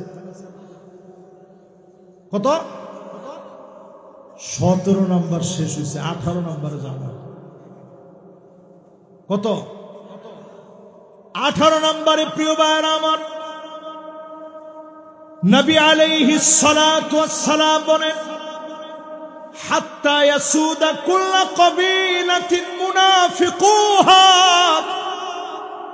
অলিতে গলিতে তাকায় দেখবেন মুনাফিকরা নেতা হয়ে যাবে, মুনাফিকদের নেতৃত্ব চলবে, মুনাফিকরা জায়গায় জায়গায় নেতা বনে যাবে। এটাতে ঠিকটা কিন্তু ঠিকের মতো হইছে। আমারও মনটা ভরে গিয়ে, এখন আপনারা নিজেরা বলেন, মুনাফিকরা এখন জায়গায় জায়গায় আপনারা যদি দেখেন, যেই নেতার ভিতরে চরিত্র নাই সেই নেতা আমার আপনার নেতা হতে পারে না। ঠিক কিনা বলেন? পরিষ্কারভাবে মাহফিলকে সাক্ষী রেখে বলতে চাই, আমি কোন দলের পক্ষ হয়ে এখানে বসিনি।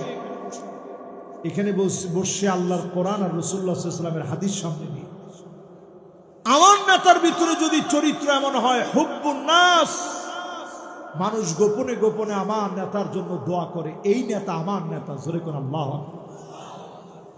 আমার নেতা তো তিনি হবেন যিনি নিজে কোরআন পড়বেন, কোরআন বুঝবেন, কোরআন নিয়ে চলবেন, কোরআন শুনবেন, কোরআন নিজে পালন করবেন, পার্লামেন্টে আল্লাহর কোরআন দিয়ে আইন চালু করবে। এমন নেতা হবে আমার নেতা।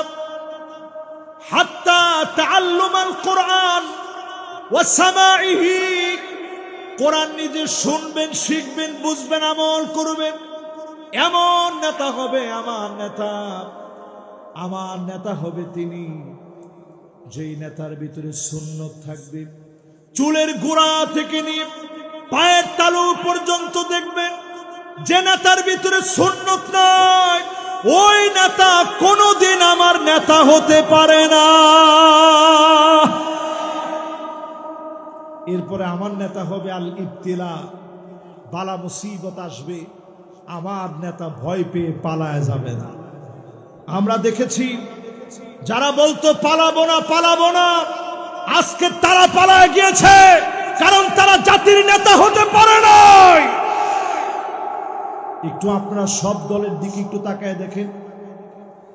বিএনপি তিনবারের প্রধানমন্ত্রী ছিলেন দেশনেত্রী বেগম খালেদা জিয়া মরহুমা। সারা দেশ তোমার জন্য দোয়া করছে। আমার কাছে মনে হয় এইরকম একটা জানাজা মানুষের ভাগ্যের বিষয়। কি বিরাট জানাজা তিনি পেলেন। কেউ বলে দিতে হয় না, স্লিপ দিতে হয় না যে দোয়া করেন। আজকের মাহফিলেও কেউ আমার স্লিপ দিয়ে দেয় না যে হুজুর একটু বইলেন। উনাকে মুসলেকা দিতে বলা হয়েছে যে দেশ ছেড়ে চলে যান। উনি দেশের মানুষকে ছেড়ে যায় না। ঠিক তো এত আসতে নি একখানা ডর হরি হন না। আপনি তো তাকায় দেখেন লুৎফুজ্জামান বাবর সাহেব 16টা বছর জেল খেটেছে। উনাকেও ফাঁসি দিতে পারত, উনি কিন্তু এই দেশ ছেড়ে পালায় যায়নি। সালাউদ্দিন কাদের চৌধুরী দেশ ছেড়ে পালায় যায় নাই। মতিউর রহমান নিজামী রহমাতুল্লাহ আলাইহি দেশ ছেড়ে পালায় যায় নাই। কাদের মোল্লা দেশ ছেড়ে পালায় যায় নাই। মীর কাসেম আলী পালায় যায় নাই। কামারুজ্জামান পালায় যায় নাই। আলী হাসান মুজাহিদ পালায় যায় নাই। প্রমাণিত হয়েছে জাতির নেতারা দেশ ছেড়ে পালায় যেতে পারে না।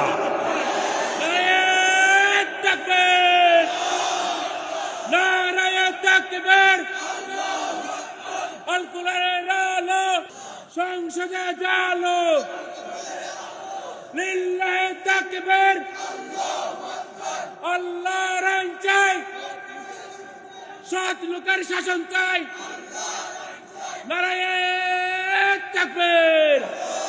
মাশাআল্লাহ, দিলটা আমার ঠান্ডা হয়ে গেছে। এই যে আমি কথাটা বললাম, আল ইবতিলা আসাদুন নাসি বালাআন আল আম্বিয়া সুম্মাল আমসাল ফাল আমসাল।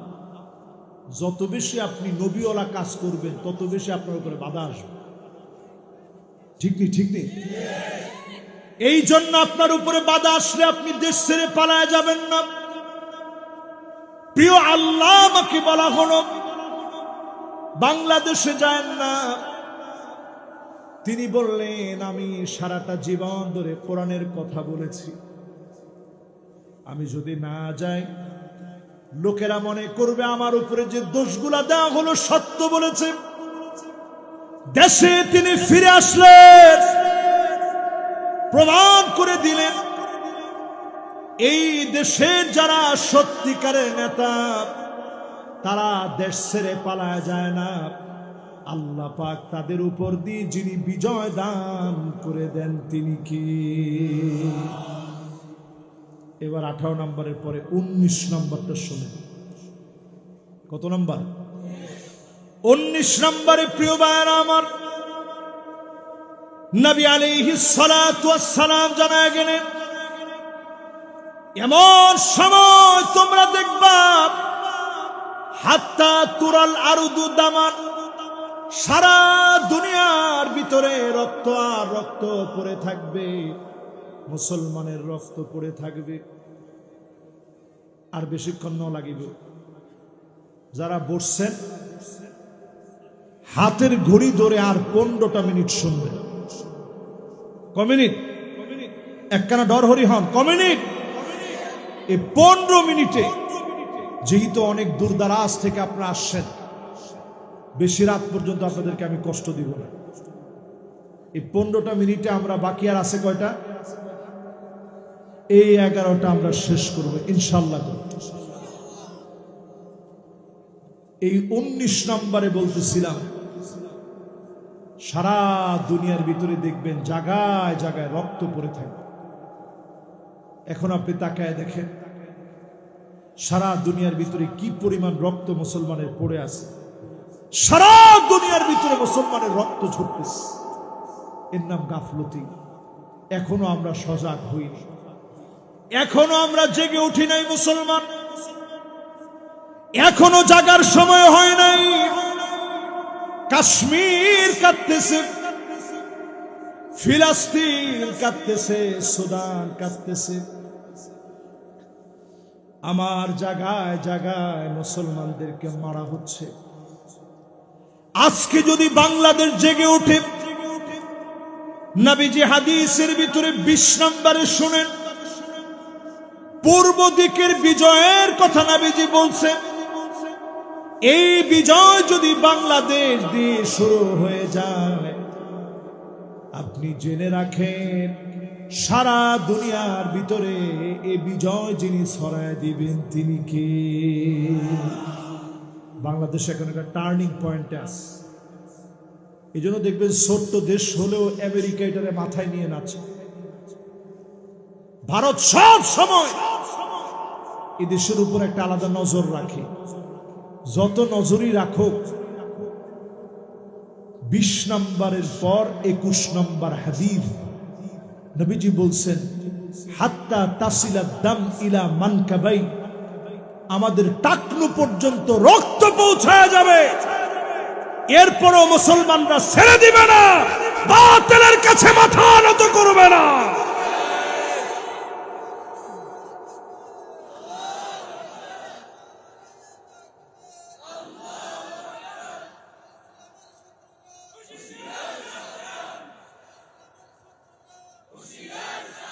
মাশাআল্লাহ, যিনি স্লোগান দিচ্ছেন, আওয়াজ কম হইলেও স্লোগানের ভিতরে প্রাণ আছে।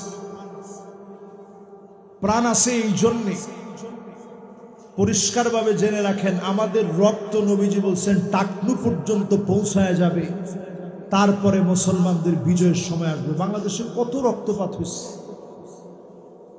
এখন সময় এসেছে মুসলমানদের বিজয়ের। জোরে কোন আল্লাহু আকবার। 22 নম্বরে নবীজি বলছেন, এমন সময় আসবে তোমরা দেখবা, এমন সময় আসবে লুকা ইবনে লুকা, দুশ্চরিত্র লোকগুলা সমাজের নেতা হয়ে যাবে। মানুষ তাদের কাছ থেকে মুখ ফিরায় নিবে। এতদিন ধরে দুশ্চরিত্র লম্পট যারা ছিল, এরা জুলুম করেছে।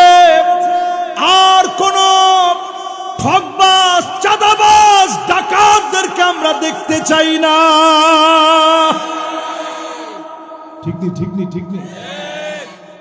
কত নাম্বার শেষ? 21 নাম্বার শেষ হই। এবার 22 নাম্বার চলিব ইনশাল্লাহ। ইনশাল্লাহ কন্যা 22 নম্বরে যুবকদেরকে বলি, বাদা আল ইসলামু গরীবান ওয়া সায়াউদু গরীবান তুবা লিল গুরাবা। ব্যতিক্রমদেরকে দিয়ে এ জমিনে দিন কায়েম হয়েছে, আবার ব্যতিক্রমরা যেদিন জেগে উঠবে এ ধরাতে দিনকে যিনি বিজয়ী বানায় দিবেন তিনি কে? এই 24 আপনি একটু দেখেন, কোত্থেকে ছোট ছোট ছেলেরা ছুটে আসছে। আন্দোলন কিছুই হইতো না, শুধু খালি মুখ দিয়ে ফসকে বের হয়ে গেছে রাজাকার। একটা ডর হরি হন না, কি বেরোইয়ে রাজাকার। এই গালিটা দিতে দিতে হুজুরদেরকে এতদিন তিতা বানায় ফেলছে। আল্লাহর কাছে এই গালিটা মার্ক হয়ে গেছে।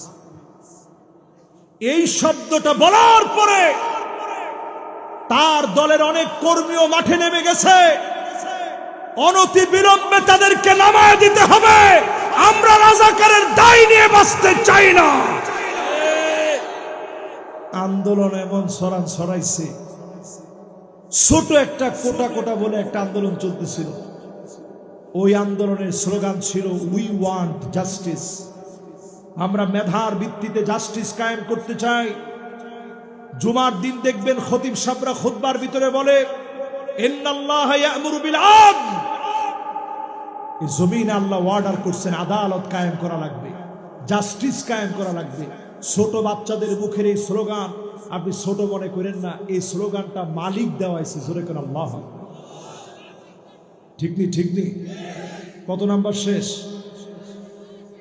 22 নাম্বার শেষ। আর হাতে গোনা 8টা হাদিস আপনাদেরকে বলছি। কয়টা? এরপরে আমার ভাইয়েরা 23 নম্বরে শুনেন, এই পৃথিবীর অবস্থা এমন হবে হাত্তা তাকসুরা জালাজিল, একটার পর একটা ভূমিকম্প হবে। ঢাকায় ভূমিকম্প হয়ে গেছে 21শে নভেম্বর, 5.7 মাত্রার ভূমিকম্প। এখানে টের পাইছেন আপনারা? একবারে টেরই পান নাই? হুজুর কি করে টেরই পান নাই? আল্লাহু আকবার। এই যে আল্লাহ প্যারাক গিরে দিচ্ছেন এখানে, ওয়াল জিবাল আওতাদা, এই প্যারাকের কারণে আপনারা টেরই পান নাই। অথচ এই ভূমিকম্প ঢাকার একেবারে কাছের জায়গা থেকে, আমার জেলা নরসিংদী থেকে উৎপত্তি হয়েছে। গর্বের কিছু নেই, মানে আমার জেলা বইলা গর্ব করার কিছু নাই। এই নরসিংদী থেকে উৎপত্তি হয়ে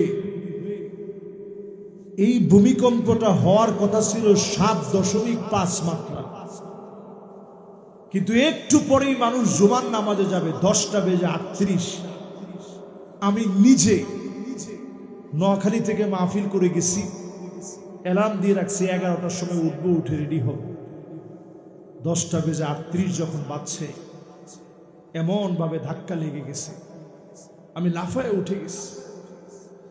উঠে আমার আর হুঁশ নাই, কোথায় আমার ছেলে, কোথায় আমার স্ত্রী, কোথায় আমার মা বাপ, সব ভুলে আমি শুধু পড়তেছিলাম লা ইলাহা ইল্লা আনতা সুবহানাকা ইন্নী কুনতু মিনাল যালিমিন, লা ইলাহা ইল্লাল্লাহ লা হাওলা ওয়ালা কুওয়াতা ইল্লা বিল্লাহ। চতুর্দিকে আমি শুনলাম আল্লাহ আল্লাহ আল্লাহ বলে চিৎকার। আমার কাছে বুঝে চলে আসলো করোনা এই দেশে আসছিল, সারা পৃথিবীকে করোনা তটস্থ করে দিয়েছে।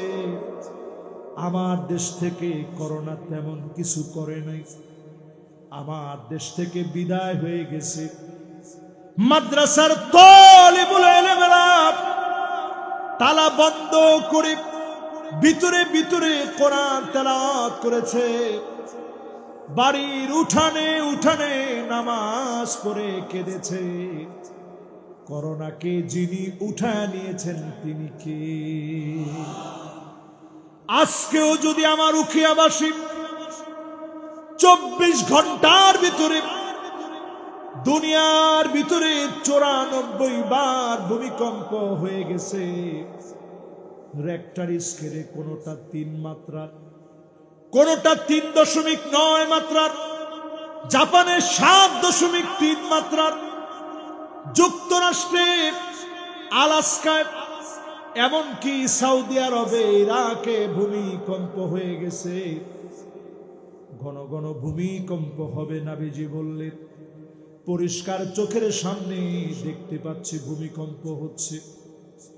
এই আযাব গজব থেকে যদি বাঁচার চিন্তা করেন, আওয়ালা ইয়ারাউনা আন্নাহুম ইফতানুনা ফি কুল্লি আমিন মাররাতান আও মাররাতাইন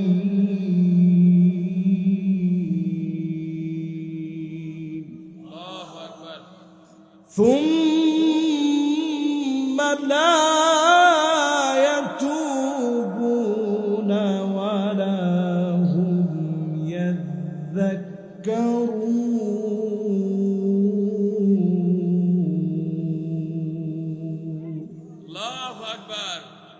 প্রত্যেকটা বছরে আল্লাহ 1-2 বার পরীক্ষা নেন। 2026-এর পরীক্ষাটা আজকে লিখে রাখেন। হুজুর আমার সামনে বসা, উখিয়াবাসী হায়াতে থাকলে হয়তো অন্য কোনো মাহফিলে দেখা হবে। আপনি ওই দিন বললেন যে হুজুর বলছিলেন, কই দেখলাম না তো। 2026টা এত প্রকট হবে, প্রথমে আল্লাহ শীতের ধাক্কা দিয়ে বুঝাই দিস। বাংলাদেশের জন্য আশঙ্কা হচ্ছে 4 ডিগ্রি সেলসিয়াস তাপমাত্রায় দেশটা নেমে যাবে। এত পরিমাণ শৈত্যপ্রবাহ শুরু হবে। অলরেডি রংপুরে 100-র উপরে মানুষ উত্তরবঙ্গে মারা গেছে। স্বাভাবিকভাবে মানুষ মারা যায়, শীতে মানুষ ব্রেন স্ট্রোক করে মারা যায়। এত প্রকট শীত এখন সারা বাংলাদেশে শুরু হয়েছে। হাজার হাজার মানুষ অসুস্থ অবস্থায় হসপিটালে আছে।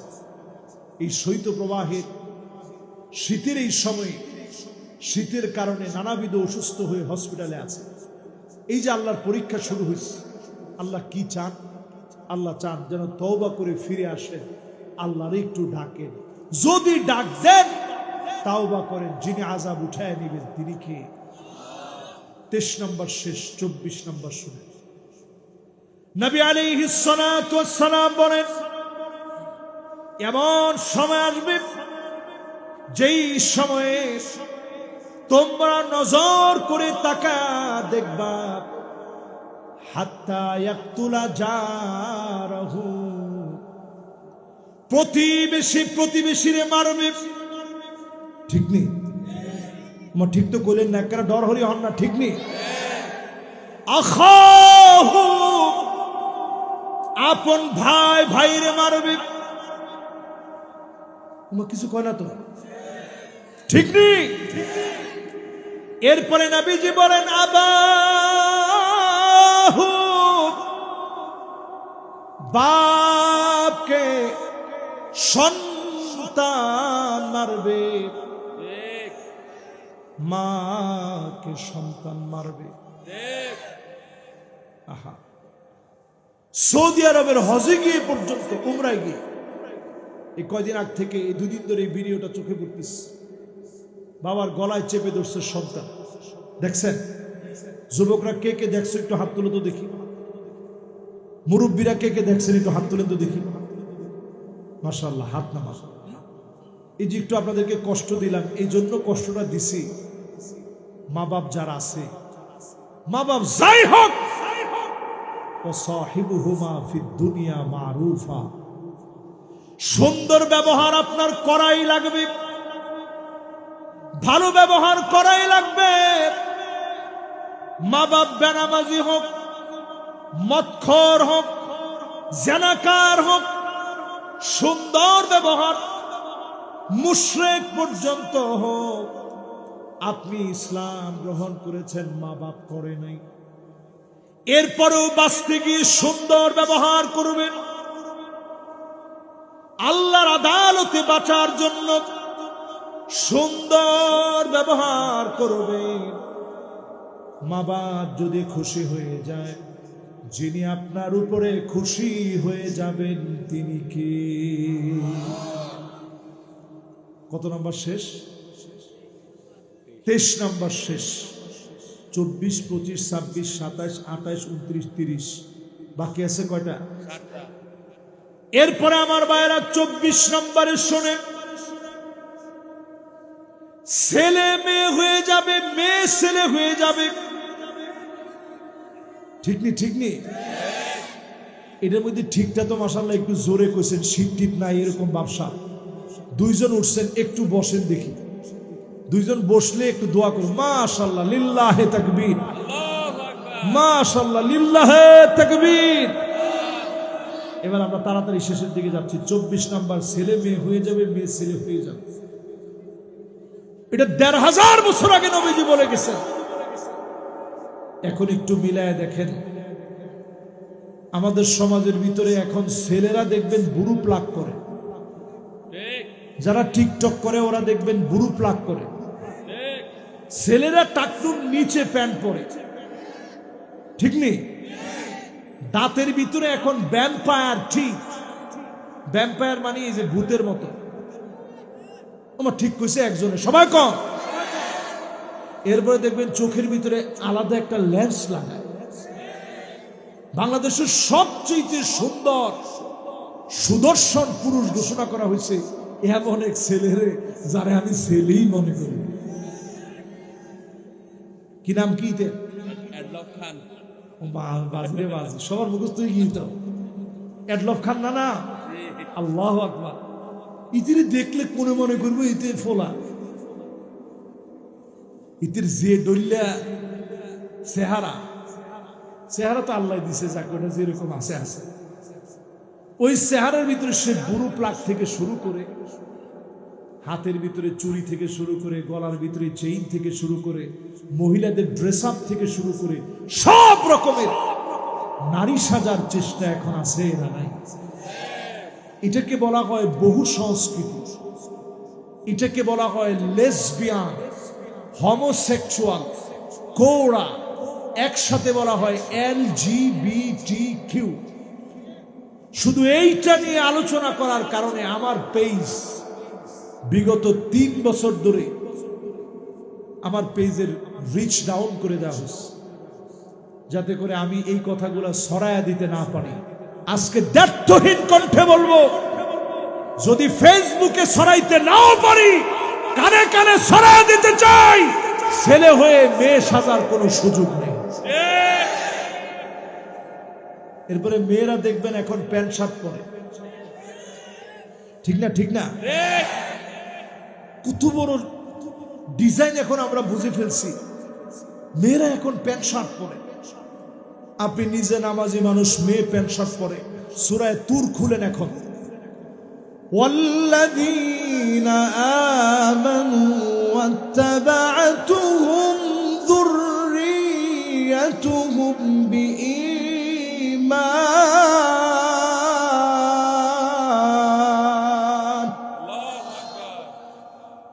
সেদিন বাপ জান্নাতের সামনে দাঁড়ায় দাঁড়ায় কাঁদবে। আল্লাহ বলবে, কি গো জান্নাতি, তোমার চোখে পানি কেন? বাপ সেদিন বলবে, আল্লাহ কোথায় আমার ছেলে, কোথায় আমার মেয়ে? আল্লাহ পাক সেদিন বলবে, এক নজর তার ছেলেটারে দেখায় দাও, এক নজর তার মেয়েটারে দেখায় দাও। আলহাকনা বিহিম যুররিয়াতাহুম। ছেলেকে সেদিন ডেকে আনবে, মেয়েকে সেদিন আনবে, মালিক সেদিন দেখা দিবে। সেদিন তাকায় দেখবে ছেলের গায়ে জাহান্নামের পোশাক, মেয়ের গায়ে জাহান্নামের পোশাক। বাপ হাউমাউ করে কাঁদবে। এই এক নজরই দেখবে, টেনে টেনে তারপরে জাহান্নামে নিয়ে যাবে। আপনি যদি আপনার ছেলেকে ছেলেদের মতো পোশাক পরান, মেয়েকে যদি মেয়েদের মতো পোশাক পরান, কুররাতা আয়ুনি ওয়াজআলনা লিল মুত্তাকিনা ইমামা, চক্ষু শীতলকারী সন্তান বানান, মুত্তাকিদের নেতা যদি বানান, একসঙ্গে যিনি জান্নাতি বানায় দিবেন তিনি কে? এবার 25 নম্বরটা শুনেন। কত নম্বর? 25 নম্বরে প্রিয় ভাইয়েরা আমার, প্রিয় নবীজি ১৫০০০ বছর আগে জানায় গেলেন, এমন সময় আসবে যেই সময়ে তোমরা দেখবা, শুনবা, ওয়ালাআনা আখিরু হাযিহিল উম্মাহ আউওয়ালাহা। আগেকার বড় বড় আলেমদেরকে গালি দেওয়া হবে। বুঝে নিবা অচিরেই যিনি আযাব গজব দিবেন তিনি কে?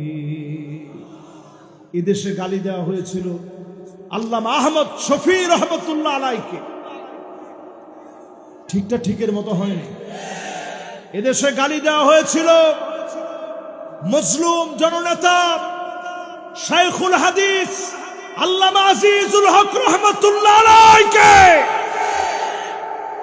গালি দেওয়া হয়েছিল মুসলিম জননেতা মুফতি ফজলুল হক আমিনী রহমাতুল্লাহ আলাইহিকে গালি দেওয়া হয়েছিল আল্লামা দেলোয়ার হোসেন সাইদি রহমতুল্লাহ আলাইহিকে জুনাইদ বাবনগরী রহমতুল্লাহ আলাইহিকে গালি দেওয়া হয়েছে। আমরা দেখেছি যারা গালি দিয়েছে তারা মরে গেলেও দোয়া পায় না, বদদোয়া পায়। নারায়ে তাকবীর। বিশ্বের মুসলিম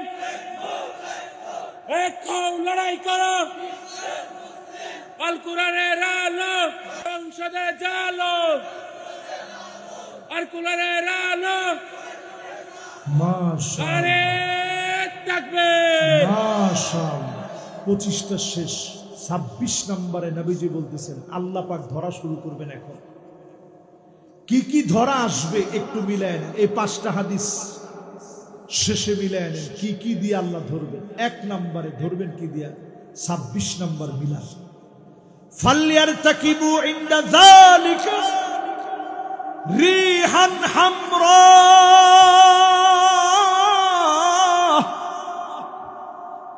বাতাসের সঙ্গে আগুন আসবে। 26 নম্বর। 27 নম্বরে আল্লাহ ধরবেন কি দিয়ে? বাতাসের সঙ্গে আগুনটা একটু বুঝাই দিতে একটু সহজ হবে। বাতাসের সঙ্গে আগুন আসবে এর অর্থ হচ্ছে, একটু মিলায় দেখেন আপনি, এই যে আগ্নেয়গিরি ফেটে গেছে ইথিওপিয়া, 12,000 বছর পুরানো আগ্নেয়গিরি, 14 কিলোমিটার শুধু আগুন উঠছে।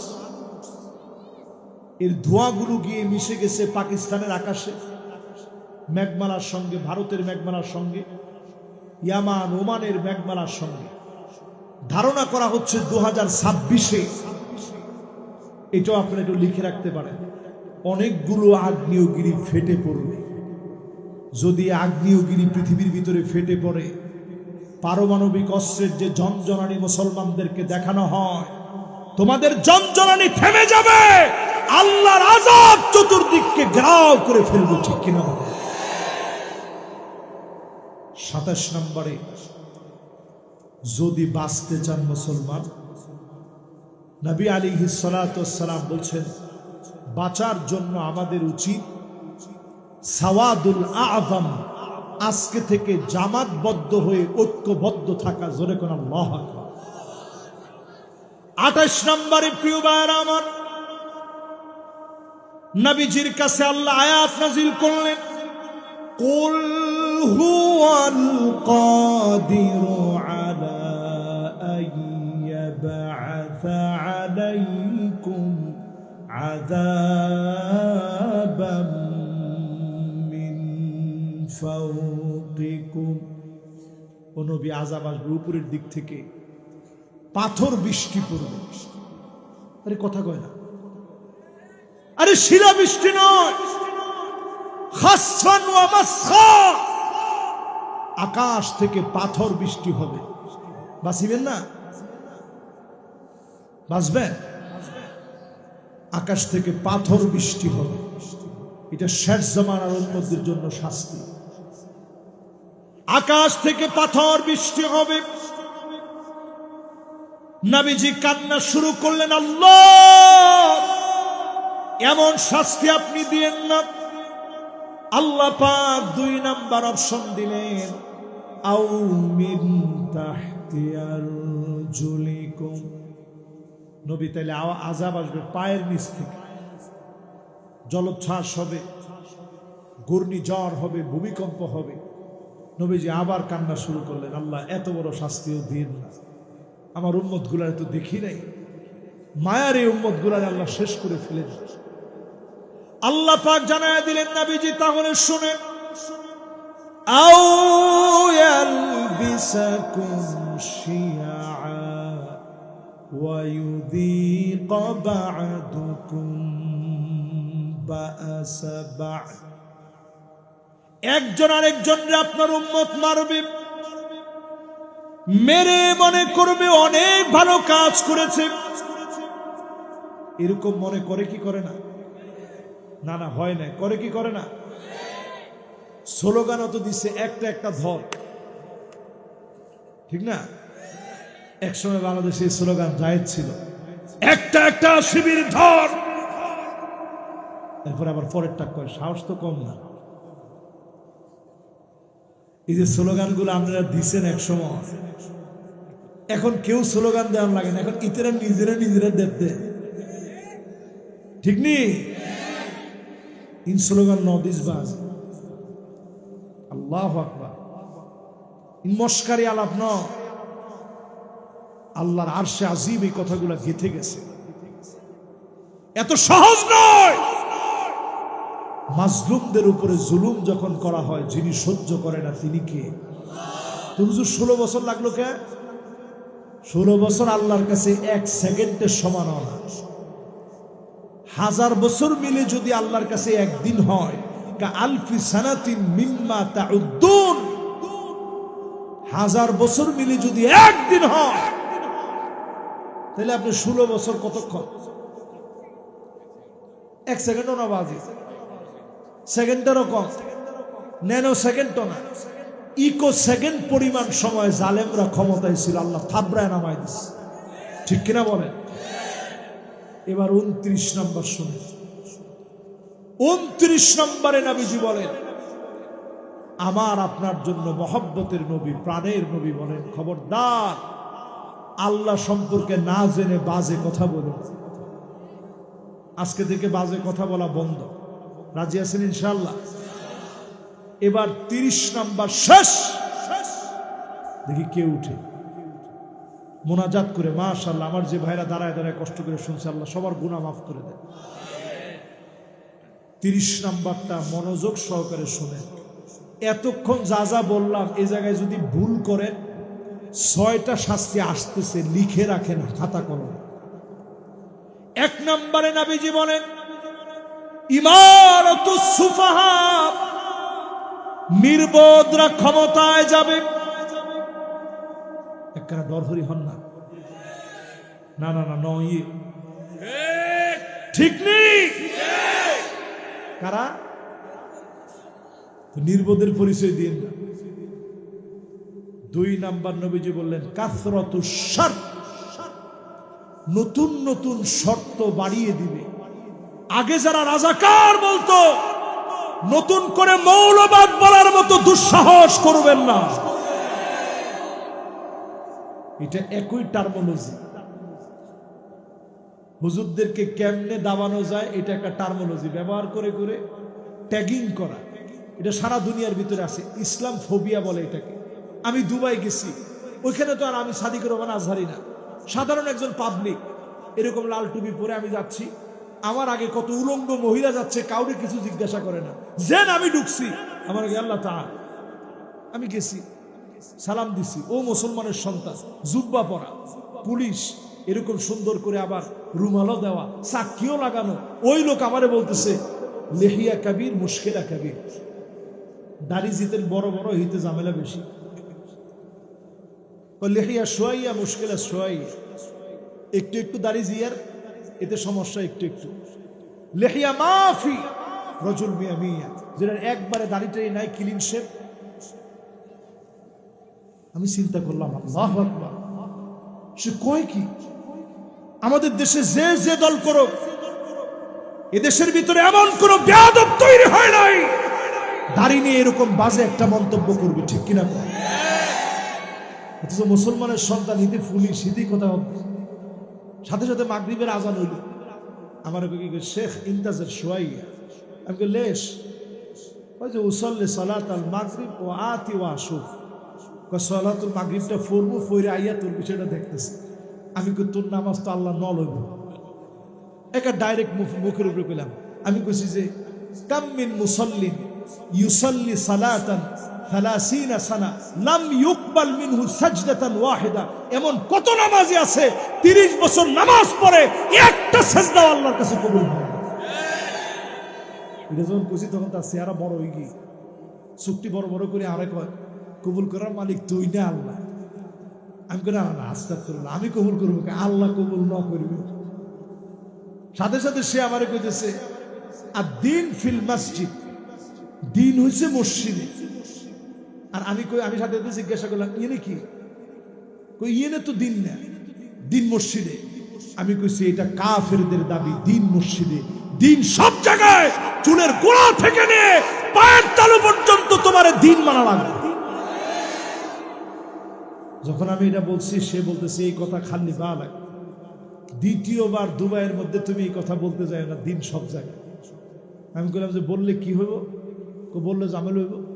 আমি সাথে সাথে রাগ কন্ট্রোল করতে না পারি আমি বললাম এই দুবাই হইতেছে মাকবারাতুল হাদারা ওয়াল ইলম, সভ্যতার এলেমের কবরস্থান হচ্ছে এই দুবাই। তোমাদের আযাব আল্লাহর কাছ থেকে রেডি হয়ে আছে। এই কথা যখন বলছি খুব রাগ করে সে নামাজে গেছে। নামাজ থেকে আইসা আমারে বলতেছে শেখ তুই এখানে কি লিগে আইছিস? আমি তো একটু দেখতে আসছি দুবাইটা। তুই তাড়াতাড়ি দেখে চলে যা, তুই এই কথা খবরদার কোথাও বললে তোর ঝামেলা হয়ে যাবে। এবার একটু আপনারা মিলায় দেখেন, এই যে ইসলাম ফোবিয়াটা সারা দুনিয়ায় কাজ করে, 92% মুসলমানের দেশে ইসলামটাকে কোণঠাসা করে এমন কোন শব্দ আমরা শুনতে চাই না। এরপরে নবীজি বলছেন 3 নাম্বার শাস্তি হবে বাইউল হক, টাকার বিনিময়ে আইন আদালত মামলা বাণিজ্য চলবে। ঠিক তো আসতে হয়ে গিয়ে ঠিক নেই। 4 নাম্বার শাস্তি ইস্তিগফাফাম বিদ্দাম, চতুর্দিকে রক্তপাত হবে। এটাকে বলা হয় জ্ঞানোসাইড, এটাকে বলা হয় গৃহযুদ্ধ। বাংলাদেশে কয়েকবার গৃহযুদ্ধ লাগাইতে চাইছে, পারে নাই। এবার সর্বোচ্চ চেষ্টা করা হবে গৃহযুদ্ধ লাগায় দেওয়ার জন্য। সজাগ থাকবেন ও আমার জাতি, গৃহযুদ্ধ লাগতে দেওয়া যাবে না। ঠিক নেই? আমরা সবসময় একটা বিষয় বুঝি, নেতার চাইতে দল বড়, দলের চাইতে আদর্শ বড়, আদর্শের চাইতে রাষ্ট্র বড়, রাষ্ট্রের চাইতে ইসলাম আমার কাছে কোটি কোটি কোটি গুণ বড়। ঐক্যবদ্ধ থাকা লাগবে। এরপরে নবীজি বলেন কতিআতুর রাহিম, আত্মীয়তার সম্পর্ক ছিন্ন হয়ে যাবে। ভাই ভাইরে চিনবে না, দলের কারণে এত দলকানা হয়ে যাবে, আপন ভাই ভাইরে চিনবে না। এ কথা সত্য না মিথ্যা? এরপরে নবীজি বলেন আকাল্লুহুম ফিকহান, 6 নাম্বার শাস্তি, চেয়ারে এমন লোকগুলা বসবে যারা আসলে দ্বীনের ব্যাপারে দরদি না। এখনো আমি বলবো চেয়ারের ভিতরে অনেকে বসা আছে, বেশি আর বলতে চাই না। এখনো আমরা দেখতে পাচ্ছি তারা কেমন যেন স্বৈরাচারের পক্ষপাতী হয়ে মাঝে মাঝেই কথা বলে। এই জন্য আমরা হাদিসের অংশ দিয়ে সতর্ক করে দিই, গৃহযুদ্ধ লাগাবেন না।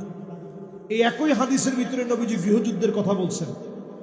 আপনাদের ভুলের কারণে গৃহযুদ্ধ লাগবে দেশের ভিতরে। এজন্য গৃহযুদ্ধ থেকে যদি বাঁচতে হয়, সময়ের দাবি অনুযায়ী ইন্নাহু লাকুরআনুন কারীম, ফিরে আসা লাগবে আল্লাহর কোরআনের দিকে। জোরে কোন ইনশাআল্লাহ। এ মাহফিল থেকে যতগুলো কথা বললাম, আল্লাহ রাব্বুল ইজ্জাতুল জালাল প্রত্যেকটা কথা আমাকে আপনাদের সবাইকে আমল করার তৌফিক দান করুক, পড়েন আমিন। এখনই ইনশাআল্লাহ কর্তৃপক্ষ যদি আমাকে অনুমতি প্রদান করে আমরা মোনাজাতের দিকে যেতে চাই। কায়মানু বাক্যে আল্লাহর কাছে আমরা মোনাজাত করি, দুটো হাত উঠিয়ে দিই। আল্লাহুম্মা আমিন।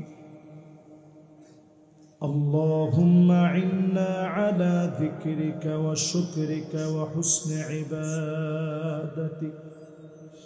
আল্লাহুম্মা লা মানিআ লিমা আ'তাইত ওয়া লা মু'তিয়া লিমা মানা'ত ওয়া লা ইয়ানফা'ু যাল জাদ্দি মিনকাল জাদ।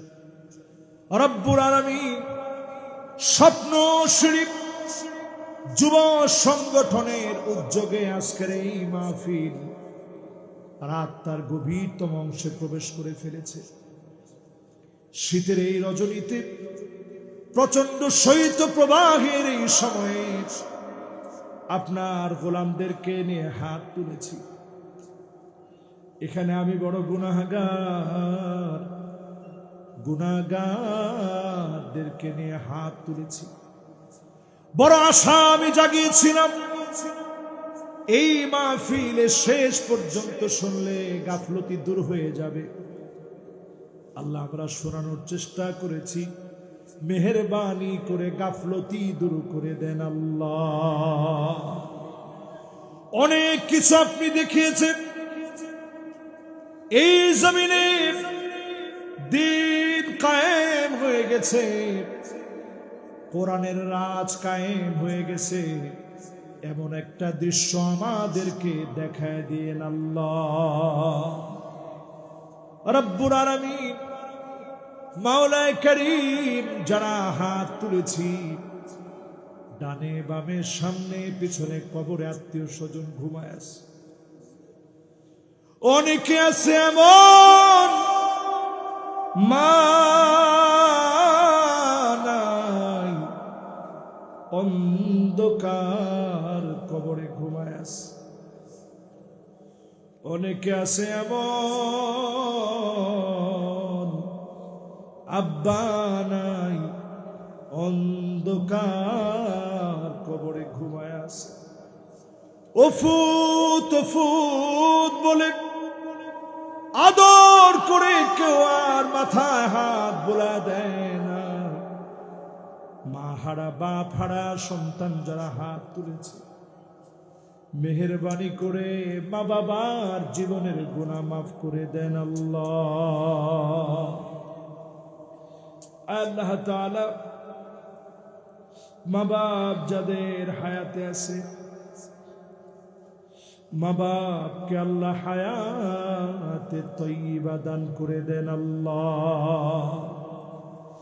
এদেশের মাটিতে কত কত নিয়ামত দিয়েছেন মালিক, মেহেরবানি করে এদেশের আকাশে কালেমার পতাকা উড্ডীন বানায় দেন আল্লাহ। এখানে যারা হাত তুলেছেন, আয় আল্লাহ, আপনি অনেককে ছেলে দিয়েছেন, মেয়ে দিয়েছেন, অনেকের মেয়ে দিয়েছেন, ছেলে দেন নাই, ছেলে দিয়েছেন, মেয়ে দেন নাই।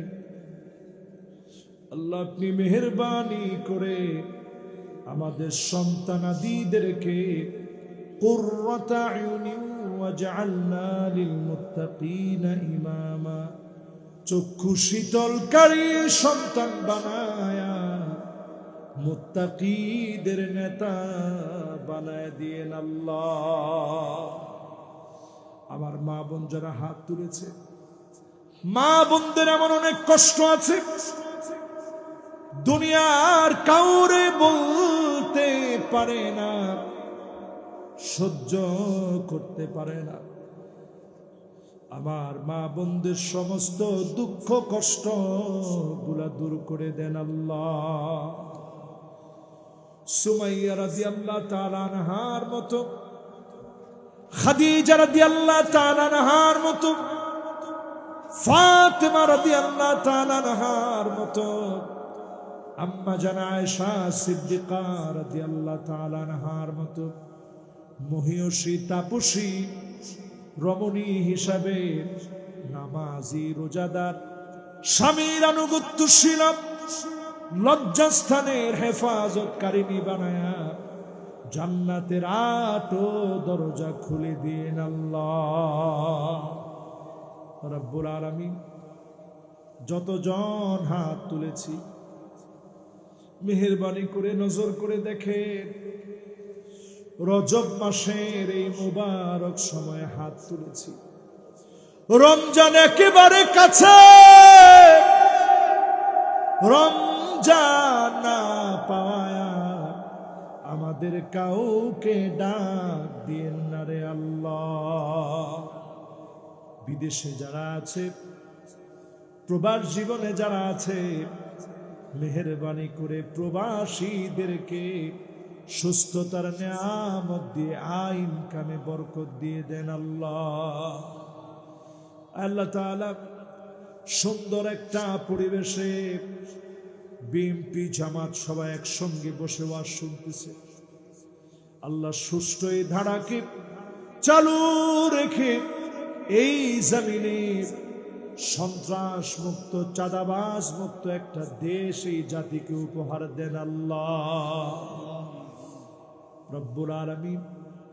মাওলায়ে কারীম, আমরা যারা হাত তুলেছি, যুবকরা অনেক কষ্ট করে মাহফিলের আয়োজন করেছে, এখনই মাহফিলটা শেষ হয়ে যাবে।